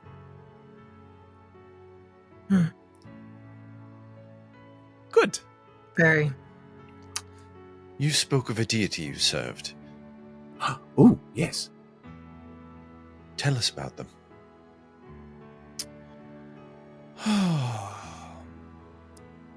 Perhaps serving a deity is not the right way to put it. I fulfill a function, and that function fits in with this entity's grand scheme. Continue. That's pretty much all there is. Are you happy fulfilling that function? I am happy to be riding the ashen fields on the backs of these horses. Velociraptors. Oh, okay. These velociraptor horses. Fair enough. As you are making your Colossal way... horses? Horsoraptors. Horsoraptors. Horsoraptors. As you're making your way... Horaptors. Raptorcerers. As you... Quick, to the Horaptors! Oh, Lord. It's pronounced. That's actually the entirety of the journey, is us just figuring out what these damn things are called. Yeah. Majin seems quite content to discuss that.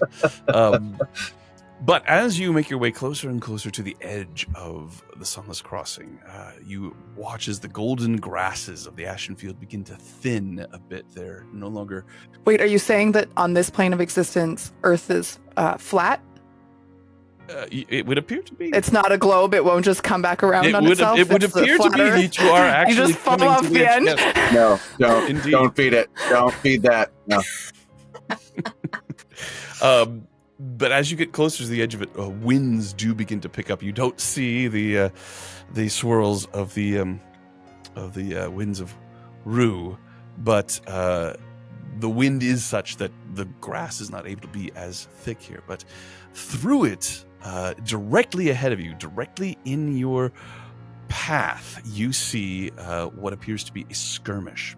You see armored legionnaires openly clashing with the cursed guards, and you see arrows and arcane energy flying back and forth, and roars of absolute hatred coming from the throats of these individuals. You also see there is a huddled group of travelers who have circled a colorful patchwork group of wagons in an attempt to protect themselves from this chaos that is raging around them. You see a woman who is crouched down and protecting what appears to be a small child with her body. She spots you all, and despite the distance, you can feel the pleading behind her eyes as she looks at you all. Majin, I look at Dawn. Majin, you seem to know us pretty well. You must know that there's no way I'm riding on. Yes, I suppose that's true. Well, try to be quick. And he dismounts from the Horaptor and sits on the ground and pulls out some more of the crunchy, sweet treats that Niall made him, and sits down cross-legged and begins to eat. Oh, thanks for the help. And we run into the fray.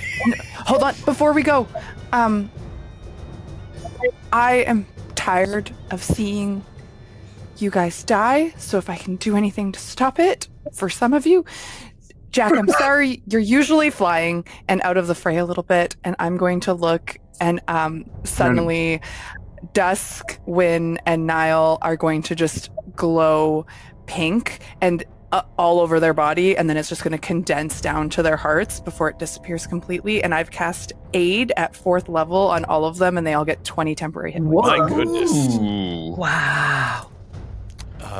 So a fantastic way to start this fight, but let's start it indeed, shall we? Alrighty.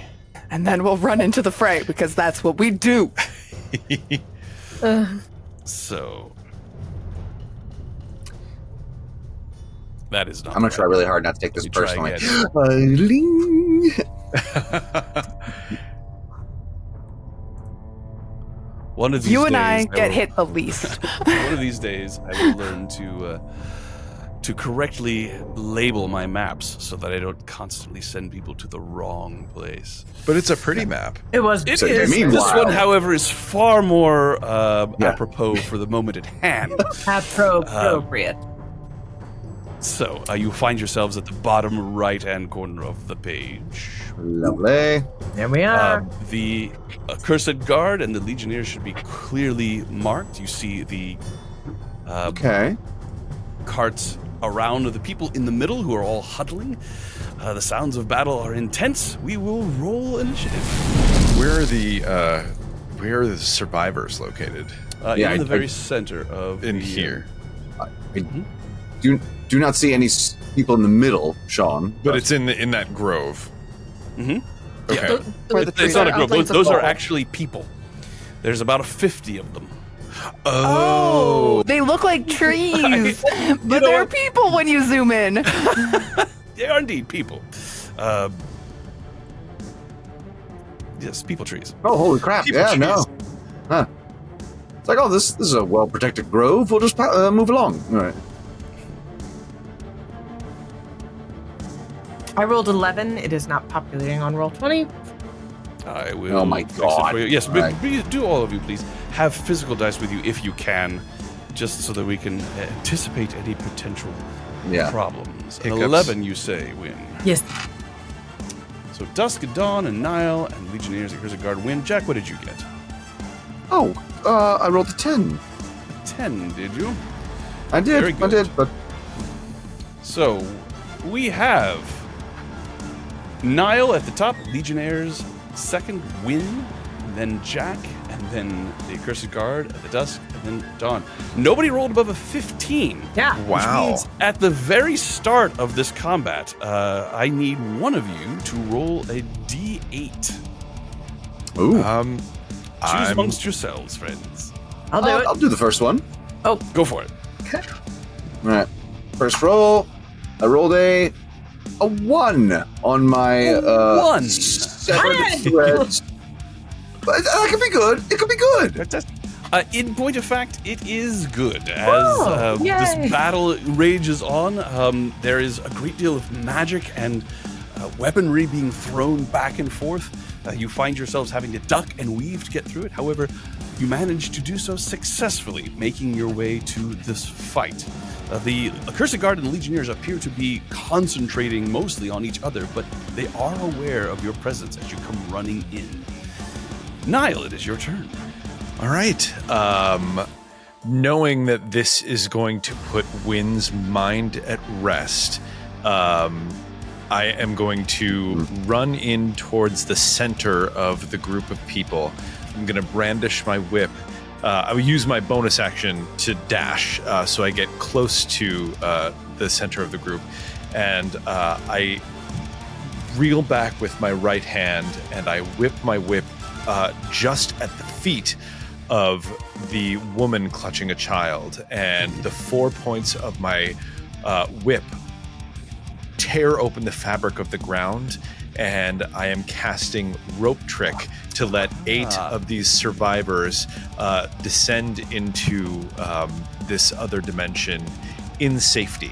Very good. And you are using Fate Ripper as your focus for this spell. I Since am you using don't Fate actually Ripper. have the I components. have no for it. components. Yes, but that the is Fate correct. Ripper does act as a spell focus, so you're able to use it. She looks at you with fear and recoils at first as you come rushing up to you.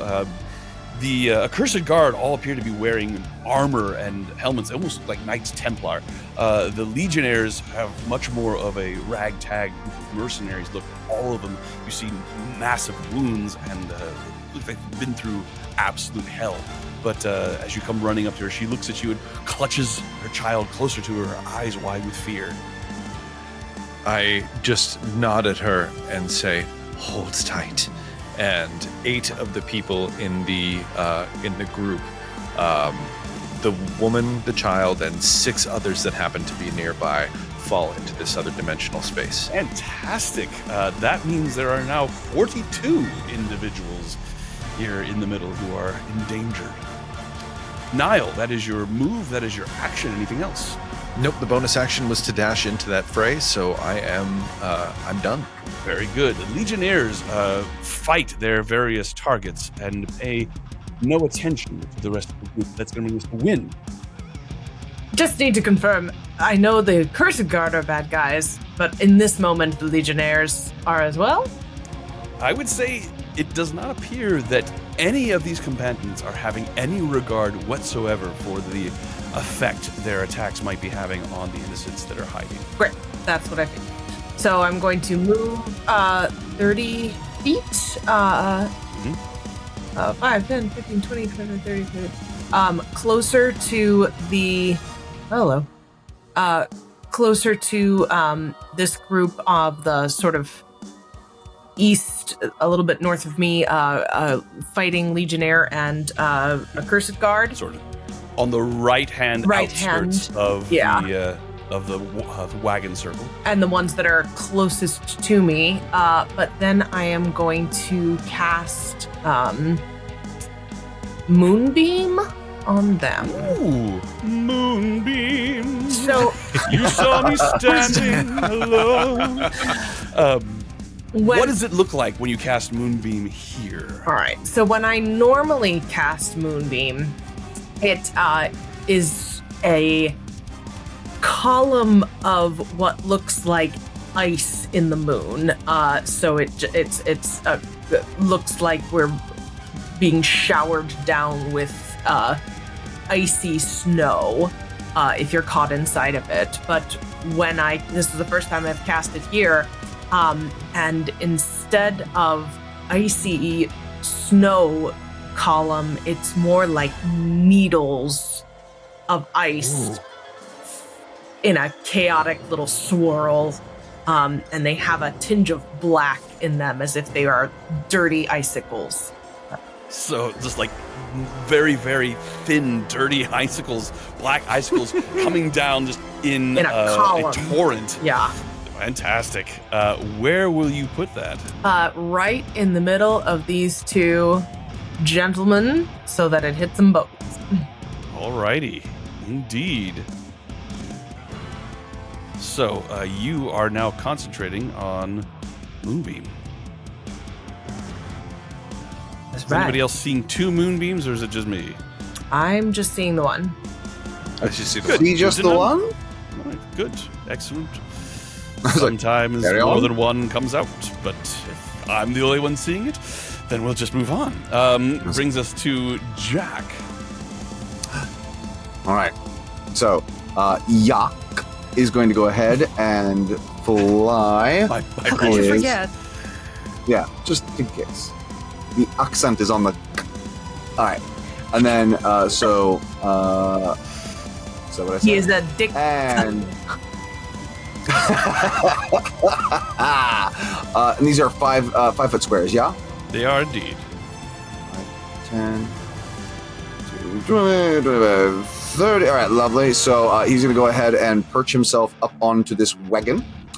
Okay. And as he does so, he is then going to go ahead and cast another round of Conjure Animals. And he's going to summon 8 riding horses. And then he's going to summon them within the circle here and then shout down to the group and say, 8 of your best riders, make a break for it. And say, take as many as you can. And then has anyone been attacked yet? Not yet. The Legionnaires were busy fighting their counterparts. That's perfectly fine. Let them fight the counterparts. And at that point, having summoned, so I'll summon the 8 horses in. You can't see that, DM. That's so. As he sort of summons them into the southern half of the circle, you see again these horses again, and Yak takes that spinning crystal, throws it, casts it down to the ground. As he casts it on the ground, it shatters in this giant flashbang, and as it does so, like 8 crystal horses come out of the ground. As they then start to then shake their manes for the first time, the crystal cracks off of them and then become again those skeletal horses that are very reminiscent of the Underdark from Zelda. So as you have those 8 skeletal horses, I promise you they won't bite, but 8 of your best skilled riders and anyone that they can carry, get out of here now. Let's say the Sunless Crossing is that way. Save yourselves. They look at these skeletal horses with trepidation and look around. I'm going to go with a persuasion check from you. Love that. Jack. They are obviously concerned for their lives, but they seem reluctant to leave behind these carts. So, but the situation being what it is, then you get advantage on this. And this is Conjure Animals, correct? This is Conjure Animals, yes. Yes, indeed.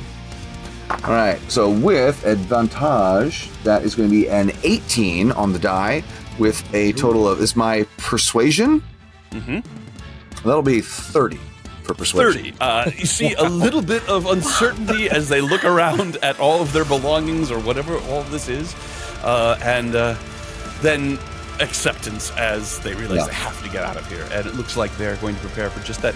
I would like to point out that you are concentrating now on conjure animals. It lasts for an hour. I am. Oh, wait, hang on. So that means our raptors go away then. Yes, the raptors are gone. Yeah. Bye, raptors. And I would also point out, if probably this day you would have already cast raptors, so go ahead and mark off that spell slot as well. Oh, yeah. No. I know I have burned 2 animal slots. All right. Forget that phrasing. All right. It is now the accursed guard's turn, as most of them seem content to continue fighting the legionnaires, their hatred being matched by each other. This one comes forward. It looks like he's getting ready to attack accursed guard. Sees the spell. So this is over on your side, Win, where this moonbeam, these ice shards are coming down. Moves to the side of where the legionnaire and the accursed guard being affected by this spell are, and points at you and with his sword, and you feel a cold sensation creep up the back of your neck as this accursed guard casts Hex upon you. Oh. And then is going to fire 3 eldritch blasts at you, each one of them emanating from the edge of his sword as he concentrates, and a pulse of blackish green energy shoots out of it, finding its way directly towards you. We'll see as you are hexed, and we'll see whether or not it hits you. It is eldritch blasts. So a 10 is going to miss. Yes. Yep. Readjusts his aim. A 17. Miss. And the final one is a 19. Miss. All of them miss. Wow. Good. There's another accursed guard. There's another accursed guard that is going to run forward as he sees evidence of magic being cast within the center portion here. Not quite aware of what it is. Looks around, sees Niall right there with the group, and brings out his sword, focuses at you, and begins to concentrate. As they do, you see this same energy forming at the edge of his blade, but you recall the incredibly powerful eldritch blasts that these accursed guard are able to manifest as seems to concentrate, and you see each one of these pulses seems like he's actually casting an eldritch blast, which moves down the blade and then stops at its tip and charges up. And then with a scream of primal rage, an enormous blast of energy shoots towards you as he is going to cast Greater Eldritch Blast upon you. This hit me once before Counterspell. and it sucked. You cast Counterspell. Yeah, counterspell. Give me a second here. I know, he's not as tanky as the other one. Right. This particular accursed guard does not seem to have counterspell prepared. So as this blast of energy that looks like it is almost as large as Niall's entire body moves across the area here, Niall, you wince as it appears like it's heading right for your head. You wince as... What do you do to counter the spell, Jack? Oh, it's fantastic. I pull out my Bandor and I just give a nice little like, not today, Satan! Fire off a shot, and it immediately, like, as it's going doom, doom, doom, boom, it just like powers down the sword. Right before it hits you, Niall, it dissipates. And that is that accursed guard. There is one other accursed guard that is available to do something, but he is not able to see Niall due to the crowd, but does see Jack and identifies Jack as a threat. It's going to take a few steps forward. Let me see what this accursed guard has in store for you. But there's so many gonna blow him people a in the way. He's got a crush on Jack. Yes. He is going to Misty Step to here. Oh. To give him a smooch. So I he think actually he's would have going gone to come a little in. bit further, and then Misty stepped to get clear of the crowd of people in the middle.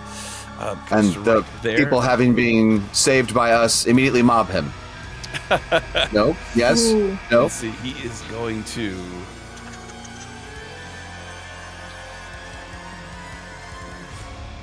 He's going to use Deadly Insight to give himself advantage on ranged attacks. You saucy minx. And he is going to do Eldritch Blasts. The first Eldritch Oh. Blast is a 16 to hit you, Jack. Nope. All right. Second Eldritch Blast is Very 14. And Is the third not going one to hit. is an 11. My God. How is this happening? How's it feel to be us, Float like a, DM? I know, right? float like a butterfly, sting So like a many yes. Yeah. So, trust me, after our fight as zombies, like we are owed at least a couple of rounds of not sucking. So bad. Interesting. I also think- I don't know that my rolls came out correctly there. I know at least one of them. Yeah. We will let that one pass this time. But I'm going to have to do something differently next time I roll for whatever reason. That did not roll correctly, but let it go for this time. This time. Maybe That's going to bring us maybe to I dusk. rolled persuasion on your computer, Yes. DM. I shall say that on their turn, because of the Oh, no. the moonbeam, a cursed guard needs to make a Constitution save. Mm-hmm. All right, that's more 'Cause like it's the best spell ever. 25 is what they have rolled. Well, I'm sorry, they rolled a 25? Yes, Well. so that is the Constitution saving throw. Win. What is the damage on your? it is apologies, just 2d10. So he'll take half of. And where's your 10? He's gonna take 8. 8 points of damage. Got it. That and do you have Milady as part of this combat? She usually goes right after me, and I thought of it too late in the first round, so she should go. You want to have her go? But if she- Here, we can have her go right now if you wish. Sure. But if she doesn't, then you can't target her, right? Well, she's just coming. She's okay. She's okay. She brave. Do So you I'm want gonna- to be riding her, I guess, is the question, or do you want her to Oh. go into combat? I guess I am riding her. So for now, she's gonna chill until she's close enough to bite someone. Can I ready an Alrighty. attack from her? Yes, you could have her ready attack. The what would be the trigger? As soon as she is close enough to either a legionnaire or an accursed guard, she'll bite. Alrighty. Very good. Let's see.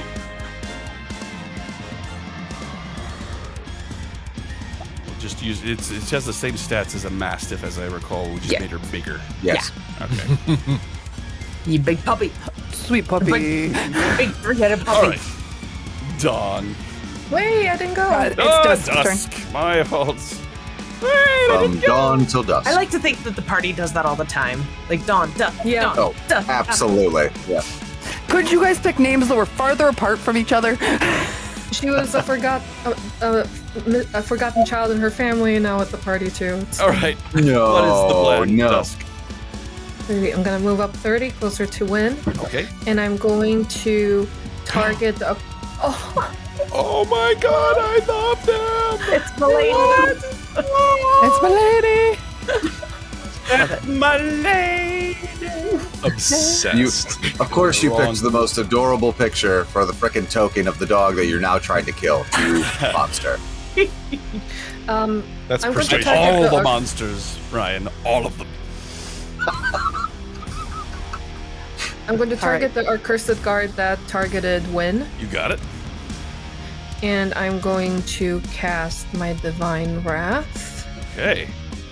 Now doing acid 22. damage.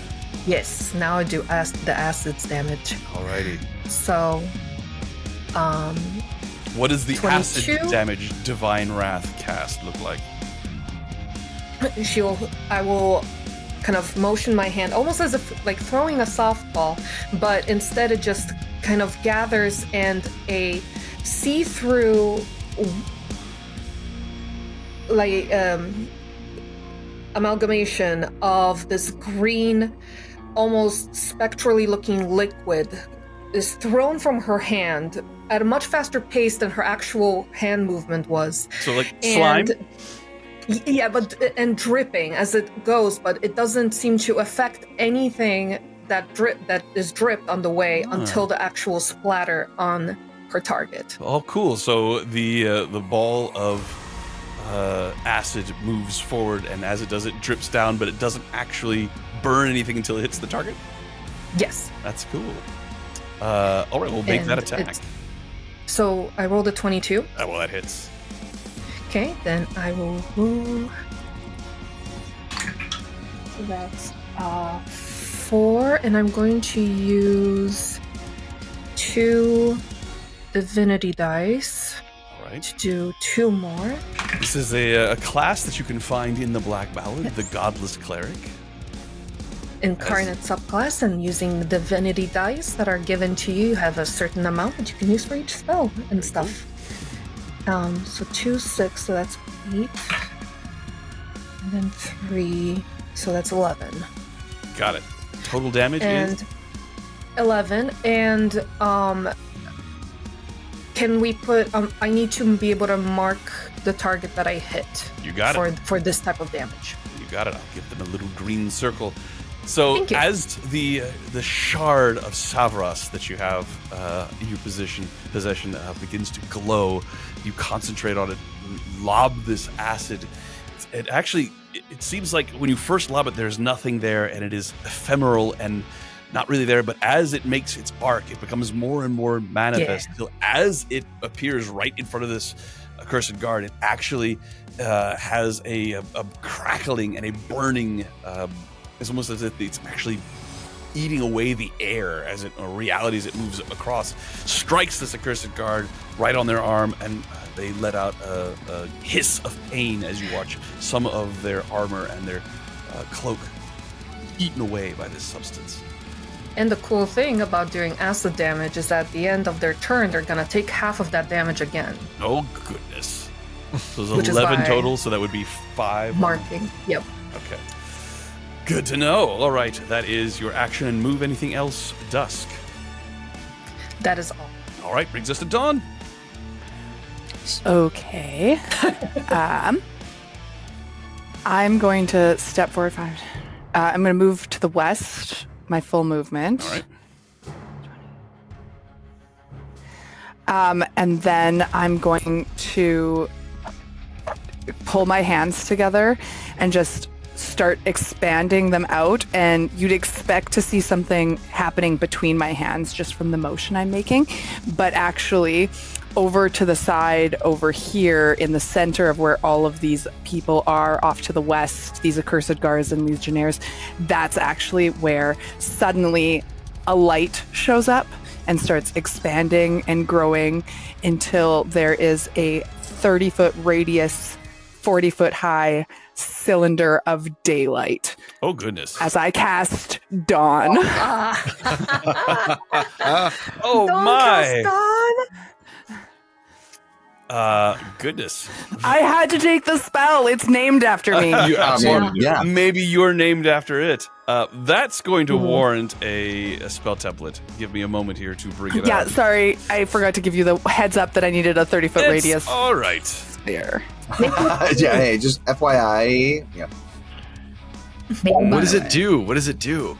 Yeah. This is a 30-foot radius sphere that's 40 feet high, and it causes radiant damage to everybody in it when it first appears, and then also again if you end your turn within the sphere, within the cylinder. They get to make a Constitution saving throw, Okay. but they take half damage if they fail. So, if they succeed, I mean. So let's see here. That works. Cool. So 30 feet, you said. Where did you want it to go? Woo! 30-foot radius. 30-foot radius. That's what I said. So let's see here.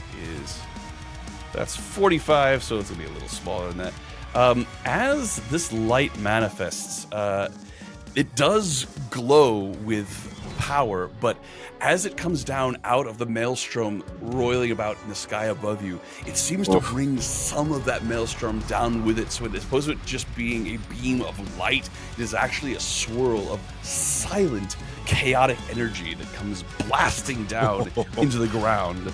And you want to get it right there to get all of them like that? Isn't radius center to the edge? Yes, it is. What? Oh, God. So it's actually It's 20 feet bigger than humongous. that. Yeah, all right. So it literally There was is. a way I could get, Oh my God. I could get all of the guys on that side. So, like Sun has Like that? I descended. don't want to. Yeah, you don't want to hit I people. wanted to. Crossing. I wanted to get the other guy, but if I do, I hit you were quite the right. innocents, the and I people. don't want to hit the innocents. So Very yeah, I'm good. gonna land Now- on all of those guys. Now, in theory, 16 of those innocents are now gone. So, Well, the ones that are about to ride have not ridden yet. In fact, Oh, none of them have actually moved yet. They go at the end of the round. So how dare they? All right, fine. Okay, so they all get to make Constitution saving throws. do they? Oh, dude, My DC is 18. How polite. how magnanimous of you. Yes. Alrighty. Beefy you Con are. saves, you say. And I rolled actually really good on my damage. Do it. So 8 is 16, 20, 27 So I have a points of damage. 25 on the accursed guard. We'll say the furthest one away is the one who saved. The rest have failed. How much damage? was it? 27 points. 27 points. We'll round that down to 26. Wow. That becomes 13 for him. Bad ass, Dawn. And Nice. 27 for the rest. Look at my tiny moonbeam compared to her sun. Look at my like super dinky whip that can hit one person at a time. Okay, so all there right. is now a moon and a sun on the board. Yeah. Now the Legionnaires' con saves. And I think they're proportional to each other, if I'm being honest. Like, Yeah, so that's true. only one has failed on these fellows. The other two succeeded. So we will say that the two that are furthest away to the north succeeded. So they will each take 13 points. And then the one that is closest to you will take the full 27. Dawn, you are concentrating on Dawn. Uh-huh. And I'm sure that didn't pull any attention to me whatsoever. You are so wrong. That's going to be the end of Dawn's turn. Brings us to Nile. Does this mean another D8? Does indeed. Another D8 must be rolled. I'll do this one. You got it. Okay. come on, roll up. Another one. Are you kidding me? Hey, you are all ask lucky the- people. Ask the No. as the cursed guy to roll low. That's my So, job. As the as more of the fight continues, there is definite blasts of eldritch energy shooting back and forth. You see the accursed guard fighting back. They seem to be very adept at warding off these eldritch blasts. They have shields. They're working in tandem. There is also one thing that I have to do here. At the end of that round, I needed to roll a d4. All right, so 3 accursed guard have been slain by the people that are fighting. Oh, Well, that's I would good. say it's that one, and this would seem likely since there are a couple here that are doubled up. That there are those 3 that have been killed, and Right? 4 legionnaires have been killed. Oof. Doing our jobs for us. Thank you. Man, it's just rough all over, let me tell you. The enemy of my enemy. So, and there are some wounded members of the cowering innocents in the middle. Again, arrows, blasts of eldritch power, explosions. There's just no way to have them avoid being hurt completely. You see several drop. You don't know if they're unconscious or dead, but one actually pretty sure is dead. Gets hit by one of these massive blasts of power that actually rips through an entire section of cowering individuals, one hit head on, is vaporized. The others manage to dive to either side, but you see limbs being torn off by the sheer power of this blast as it rockets into one of the carts, one of the wagons, and makes a hole straight through it. Niall, you're glad that didn't hit you, but it is your turn, Niall. Great. Well, I have no massive area effects spells, but there is one accursed guard that is dangerously close to the crowd, so I am going to try to draw his attention. I'm going to run just southwest of Jack, and as I pass that accursed guard to the west, I'm going to look at them and say, I've had bowel movements more attractive than you and better smelling. And I am going to cast mirror image on myself. My body begins to vibrate, and all of a sudden my bow tie looks a little bit bigger, my arms look a little bit bulkier, and these multiple images start to cascade out of my own body and writhe around me, making it much more challenging for me to be hit. And once have I confirmed that he's looking at me after that insult? It's hard to see which way he's looking in the heat of battle. I will allow you you've already used your action to cast your spell. I have used my action. What is your passive perception? My passive perception is 18. 18? He might be looking at you. Okay, all right. And once I believe he's looking at me, I'm going to hide. I'm going to use my stealth to hide in the rubble of this wagon. Alrighty. And that's a 23 on my stealth. 23, very good. End of my turn. To the Legionnaires. Legionnaire that is in the Moonbeam is going to try to make a Constitution saving throw. Rolls a 16.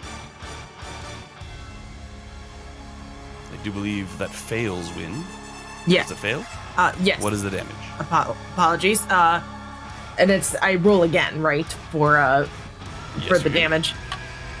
No, actually, a 16 succeeds when you have a spell DC of 15. So.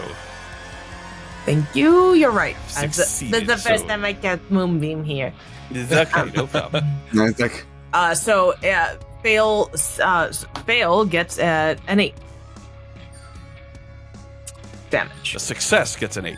Sorry, yes, I failed. Okay. Is how Yes. I'm thinking of it. Gotcha. As he takes this damage, he reaches onto his side, continuing to fight with the Legionnaire in front of him, pulls something off, throws it at the ground in front of him. As he does, there is an explosion, and as the dust and smoke clears, Moonbeam is gone, having been dispelled by an anti-magic grenade. That son of a That is That's his cool. action. What the fuck? I want one. The Legionnaire here is going to step out of the.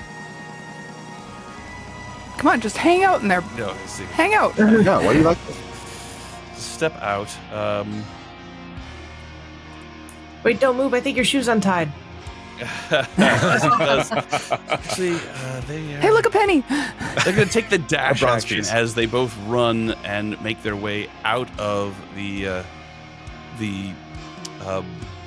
effect of your dawn spell, making their way towards you, their swords brandished. And the other legionnaires, his enemy has been slain, as has that one.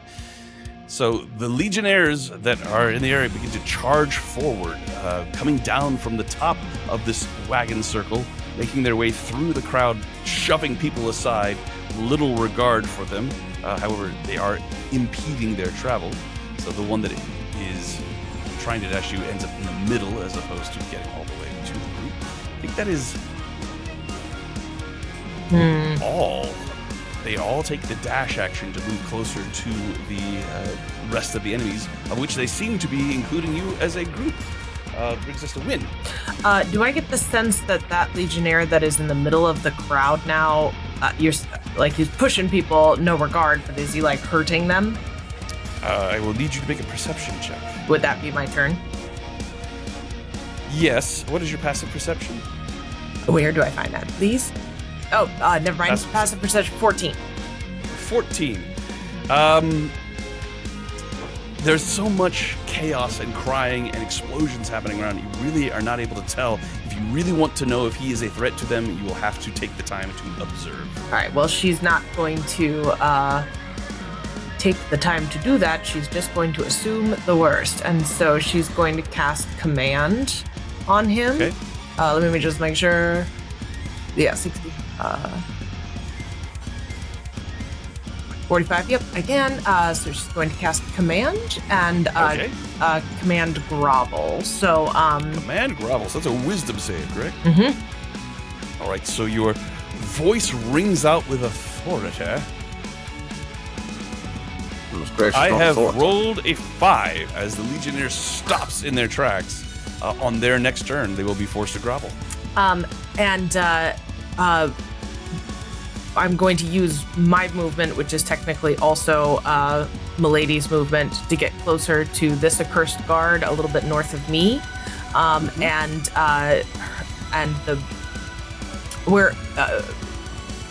is my held action still count for this round for Milady? So she was holding it. So your speed has now become her speed. So actually, if she moves, you move with her. It's on your turn. So I'm gonna move her back to where she was, if that's all right. Oh no, you went forward. Yeah, I went forward. She just came with me. Yeah. So she came with you. So yes. So no, her held action is no longer working. Because it was a different. Anyway, she goes right after me, right? Yes, she does. Great. You know what? Actually, I'm going to use my action surge. Oh, okay. And I am going to attack this accursed guard here with my greatsword. Alrighty. Let's see. I hit for 18. 18 is the AC. So are we meet to beat here? Yeah, absolutely. Great. So that hits, and I'm going to add a first level smite onto that. So 16 plus 1. So 17 damage. And he's still alive, yes? So you did a first level smite? Yes. Has to be at least 2 because it's 2d8 for a smite. Got it. Sorry. I thought that was for second level. So 16, 17, 18, 19, 20 damage. 20 damage. Got it. And he is still standing there alive, I assume? He is still standing there alive, yes. So I'm going to hit him again. 12 probably doesn't beat his does not hit. Number. So I missed that time, and Milady goes right after me, right? All right, what does my lady do? She bites him, and so she rolled a 6, so she missed. Yes, she did. So once again, the 3 heads on either side, the half of a head on one side, the half of the head on the other side, and the skull in the middle are trying to each get a bite, and they get in each other's way. It is, it's a learning curve for all 4 of us. That's going to bring us to Jack. Fantastic. Jack is going to go ahead and take his action to do synaptic static. Okay. And it's going to be centered right, like just south of this caravan here, as I'm pinging. And so that's a 20-foot radius on that. So if I'm not mistaken, Sean, that should get all of the Legion. Yeah. Yeah, right. So that I should be able to get everybody. Yes, indeed. Yeah. In the interior of the wagons, there are there's the group that you see there. However, they're moving around, and it's So I would you're risking hitting some innocents by including the one in the middle. I see. Well, then I certainly There's a little too close to the innocent. Yeah, that's so I would not do that. I would I was kind of basing it on where the where the humans weren't. So and so then as you see this, he Yak again starts to draw up again. His hands morph into these owl-like talons as he pulls apart the sky a little bit. This purple electricity courses from his fingertips, and he's like, "Father Knight, no longer on your side, a waning shield, no longer kind." And he slams them together, and as he slams them together, this like shockwave goes through this crowd. They have to make an intelligence save of 17. Oh dear. Let's see here. So, the accursed guard to the northernmost part of this effect has failed with an 11. The one to the southernmost part of the spell effect has succeeded with a 21. And the two legionnaires that are charging towards Dawn, I have a 10 and a 14. Both fail. All right, so that'll be so anyone who failed takes 34 damage. That damage is wild. Wow. 34. Yeah. 34 psychic. 34 psychic damage. Half of that, so that would be 17. 17. Thank you. God bless. I'm an accountant. Blessed be the sun. Praise the sun. What was the total damage again, Jack? 34 psychic damage to anyone who failed, 17 to those who passed. And then anyone who failed that save has muddled thoughts for a minute.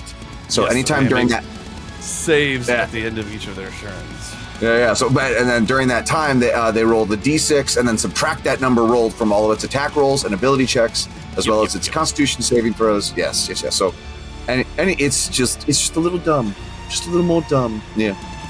So as he slams that together, that sparks, and then he looks over his shoulder, sees Dusk behind him as he looks down off of the caravan, and he's like, "Dusk, bring the pain!" And he sends a little bardic inspiration to her.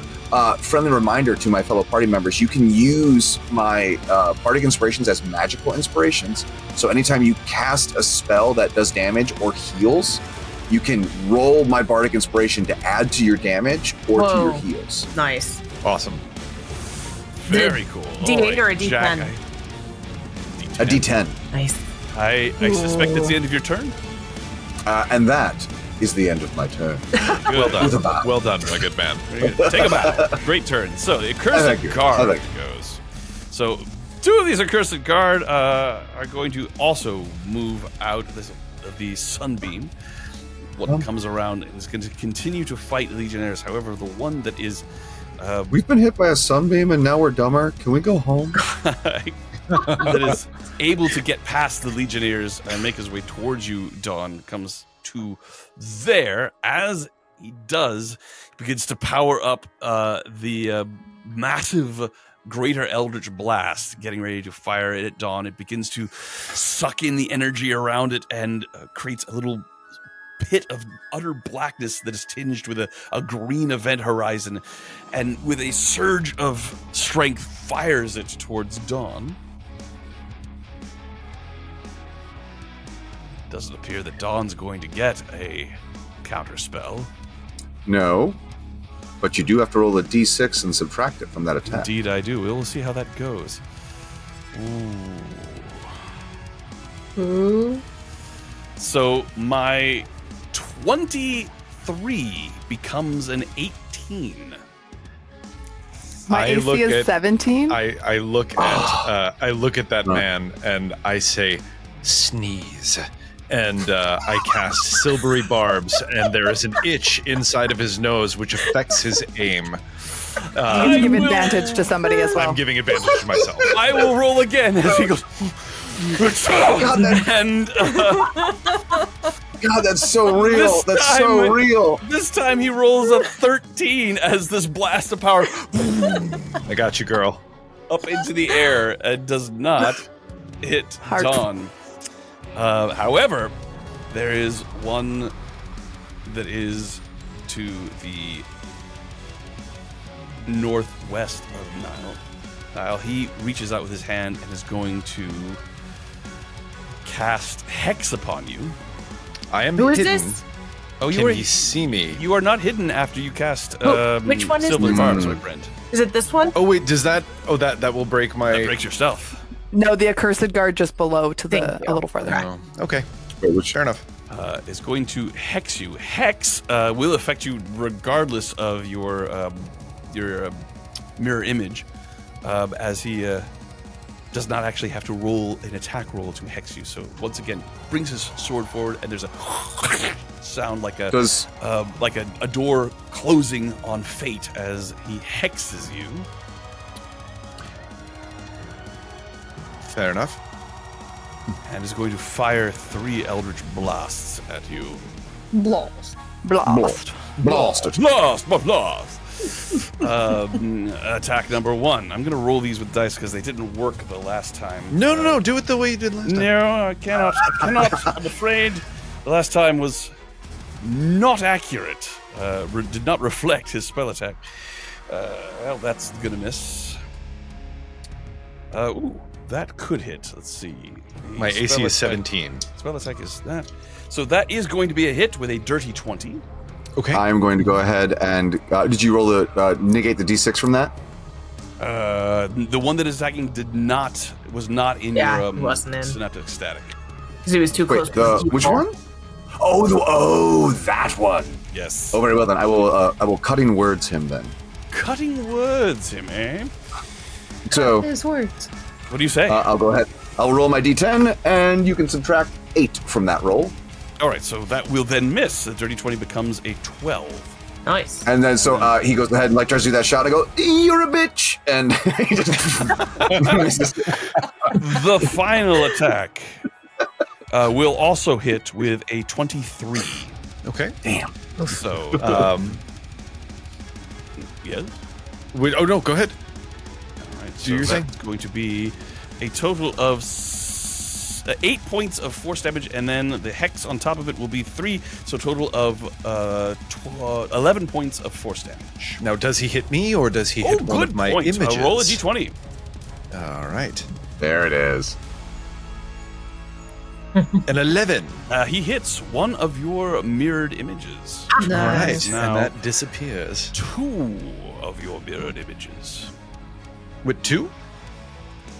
Yeah, you had 3. Now you have 2.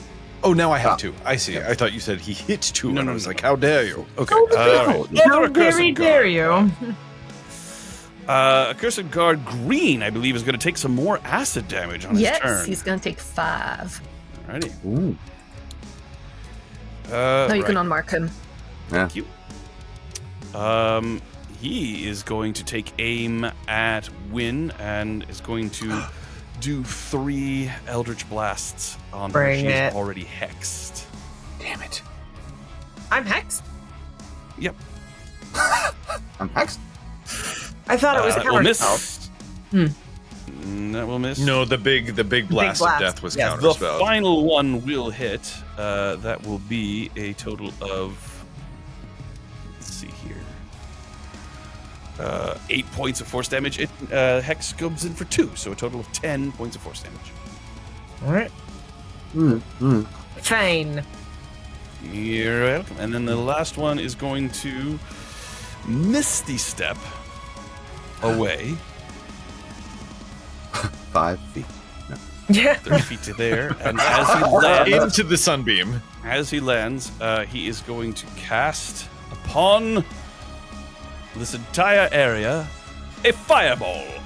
The fireball is going to encompass Win, Milady, one of the Legionnaires, both of the Legionnaires, and Dusk.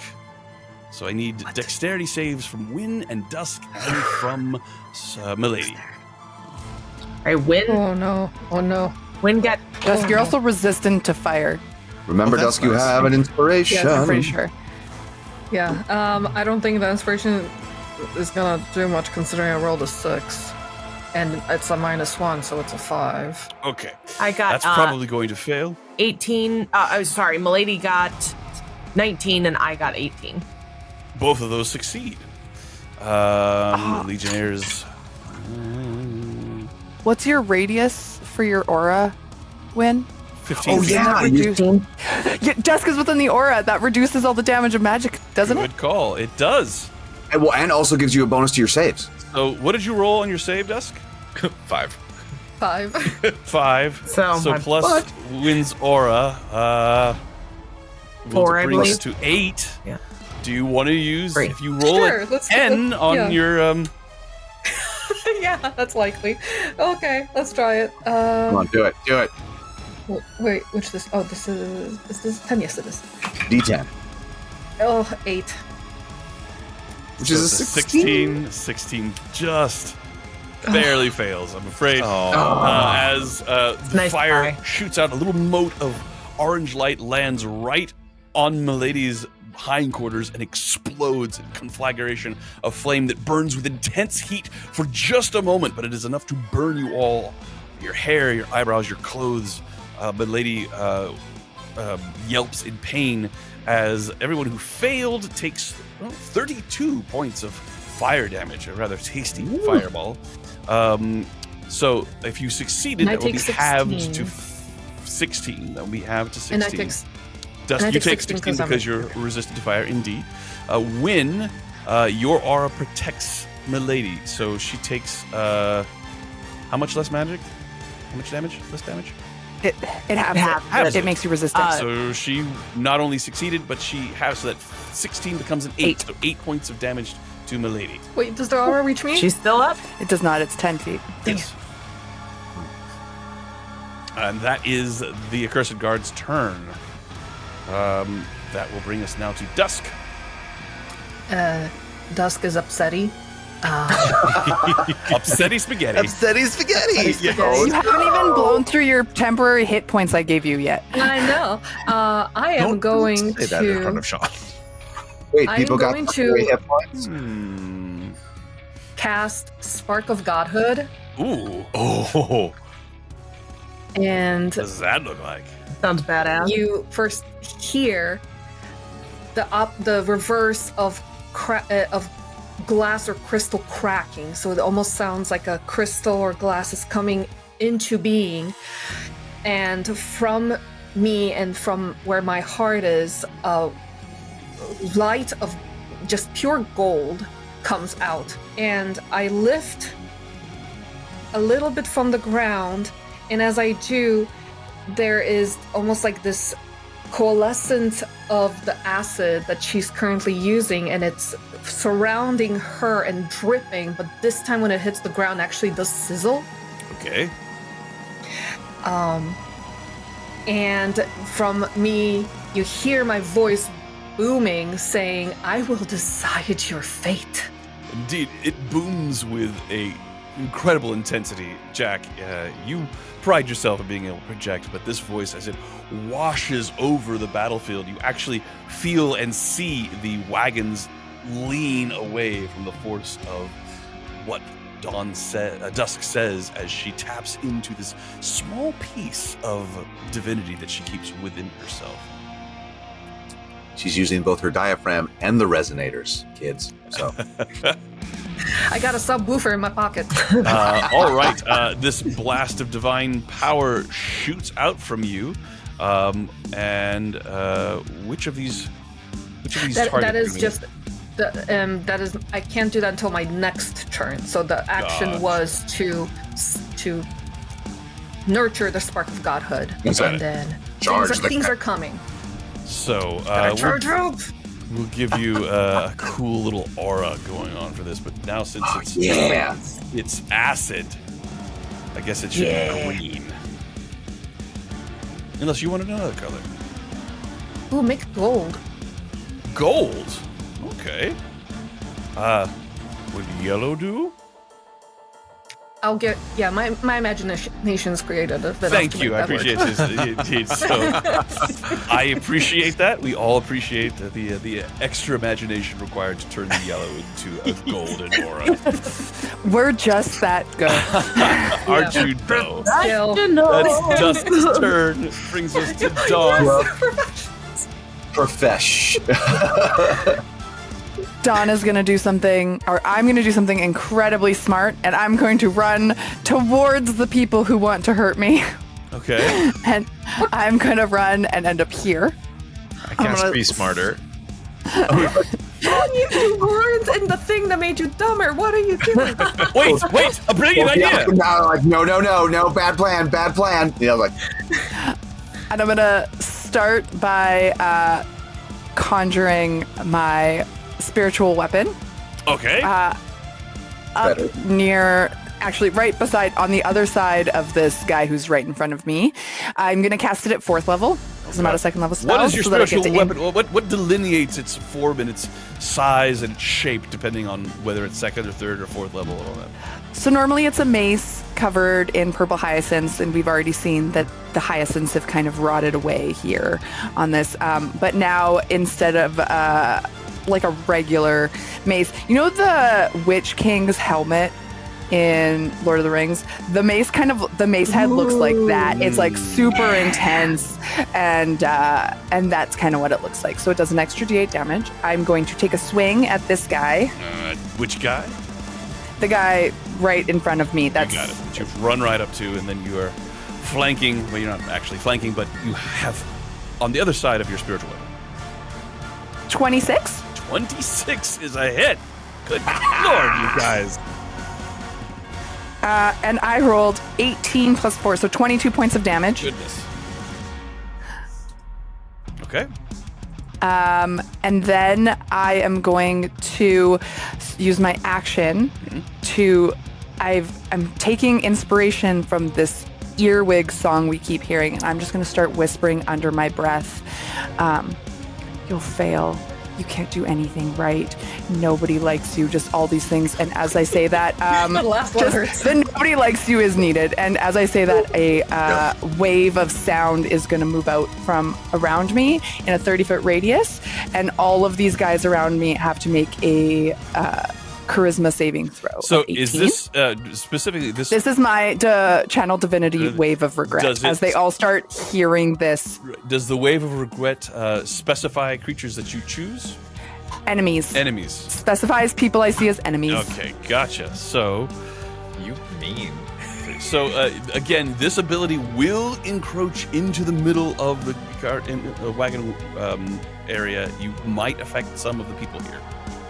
No, I'm only the people I deem as enemies. I see it specifies. So just the Legionnaires and a cursed guard. Right, and I'm rolling wisdom save. Charisma. Charisma saves. That's terrible. Actually, no, it's not. 18. It's actually pretty good. What? I have rolled an 18 from one, 18 from another. Oh, boo. And now the Legionnaires, not quite as charismatic as the Warlock Knights. 16 and a 14. So both the Legionnaires fail, but the Accursed Guard succeed. But wait a minute. Thanks to Synaptic Static, does that affect saving throws as well? I believe it does, because I want it to be a pain in your butt. But let me double check. It says, because that's what they want. Oh, it says rolls and ability checks. Thank you. And then Constitution saving throws to maintain concentration. Gotcha. So the 18s do stand. So Dawn, what is the effect on the Legionnaires who failed? They take 2d10, which I rolled 16, plus 11 points of psychic damage as they feel these deep regrets from these whispers that they're hearing coming from me. So they take 27 points is what I rolled. You hear wails of deep sadness and shame and regret. Your patron regrets picking you as a warlock. All of them regret it. That's actually really dark for the Legionnaires, who do not appear to be warlocks, by the way. All right, so we are coming to the end of our session tonight, but I don't want to end before determining a couple of things. First of all, 3 Accursed Guards die in their combat with the Legionnaires. All right. And we'll leave them there. So, and then 3 Legionnaires die, keeping it. So the one that you commanded win dies. I command you to die. Good command. Seems to have affected the Legionnaire that one of the Legionnaires that you just caused to feel this horrible regret actually falls to the ground, crying. As he does, an arrow comes shooting out of the sky and it's right at his back and is killed. It's for the best. You see, Now he's not He wouldn't be sad. able to live with that. the people in the middle of the No one's gonna miss him. the people in the middle of the wagons. You see people riding away, people escaping into Niall's dimensional area here, but they are still obviously taking damage. One of the wagons bursts into fire, and several of the people in the middle begin to try to put it out using whatever they can, blankets and their bare hands in some cases. I would like somebody to roll a d8 for me. I'll do it. I'll So do far it. Oh no, you do it. Beth. Win got it. No, you go. You go. No. Okay. Wait. Okay. Yeah, no. That's it. Dusk rolls low. Go ahead, Dusk. Yes, I did. We all roll low. 2. A 2. Okay. If you look at your tokens, one of you will have a 2 upon them. Oh. Oh, God. Oh, it's me. I have a It's you, Is it Niall. Niall? Niall, as you are watching this fight, there is a sudden explosion of electrical power as an errant spell strikes you and is also going to strike Jack. I need the both of you to make dexterity saving throws, please. I can do that. Alrighty. 27. Well, that's pretty darn evasive, and I do believe you do have evasion, which allows you to yes. take no damage at all from this explosion of power. Yeah. Jack, what did you roll? I rolled a. Let's see. It's a dexterity saving throw.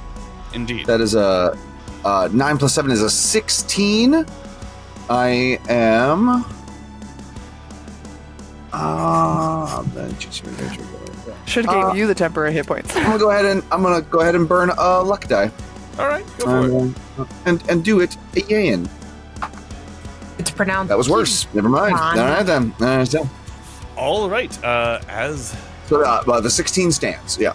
So you take 25 points of electrical damage as this explosion of power. Somehow you look and see Niall escaped it completely. Perhaps he even reached up and grabbed you and hid behind you. I wouldn't do that. I've always tried to imagine how rogues are able to do this, or anybody has evasion when one of these things happen and hits everybody else, and the rogue is miraculously unhurt.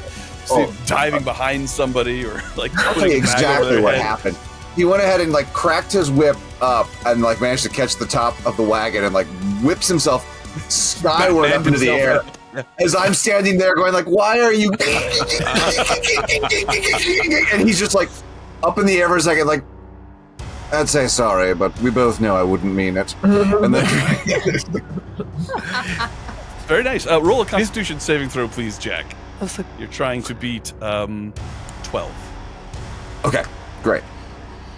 That is a 16 on the die. Nice. So Hold with on to summon animals. And the horses continue to ride. At this point, the fight will continue another round. However, it will be the beginning of our next session as opposed to the end of this one. Really fantastic job again, everybody. I enjoy playing with you so much. And for those of you watching, we enjoy playing for you. I hope you've enjoyed our little adventure here. We are playing, of course, The Black Ballad, brought to you by Storytellers Forge, amazing group of fantastic writers. They are also sponsoring this stream. Also like to thank Diamorte for their incredible music, which you are listening to now.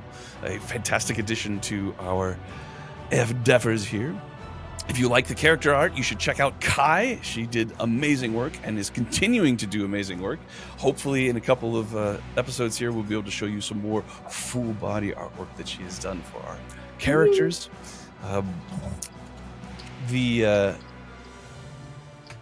if you enjoy this particular module, you should definitely look out for more things coming from Storytellers Forge. A work they're working on right now is something called the Festival of the Forgotten, Revelations of the Dark Carnival. Looking forward to checking that one out myself. If you enjoy listening to actual plays, you should check out Echoes of Kryn, which is a podcast that is run by myself and has Samus in it as well. It takes place in the world of Dragonlance. I think you will like that. If you are looking for a DM to run games for you, I am a DM for hire. You should check me out. Information for all this, of course, is in the chat. And last but not least, you should definitely keep tuning in, because in a couple of episodes here, we're going to begin opening up the raffle, the competition, the giveaway for some amazing dice that have been generously donated to us by the fantastic Umbral Oculus dice making company. And I think you'll like them. As you can see, we all have our own. They're the best dice I've ever had. They're so pretty. Yeah. I Good actually job. hit something Pretty. thanks to them. I've got severed So threads. did in I, them. frankly. How dare you? How dare you? And my friends, that will be it for us. Thank you once again, and we will see you next time. Goodbye.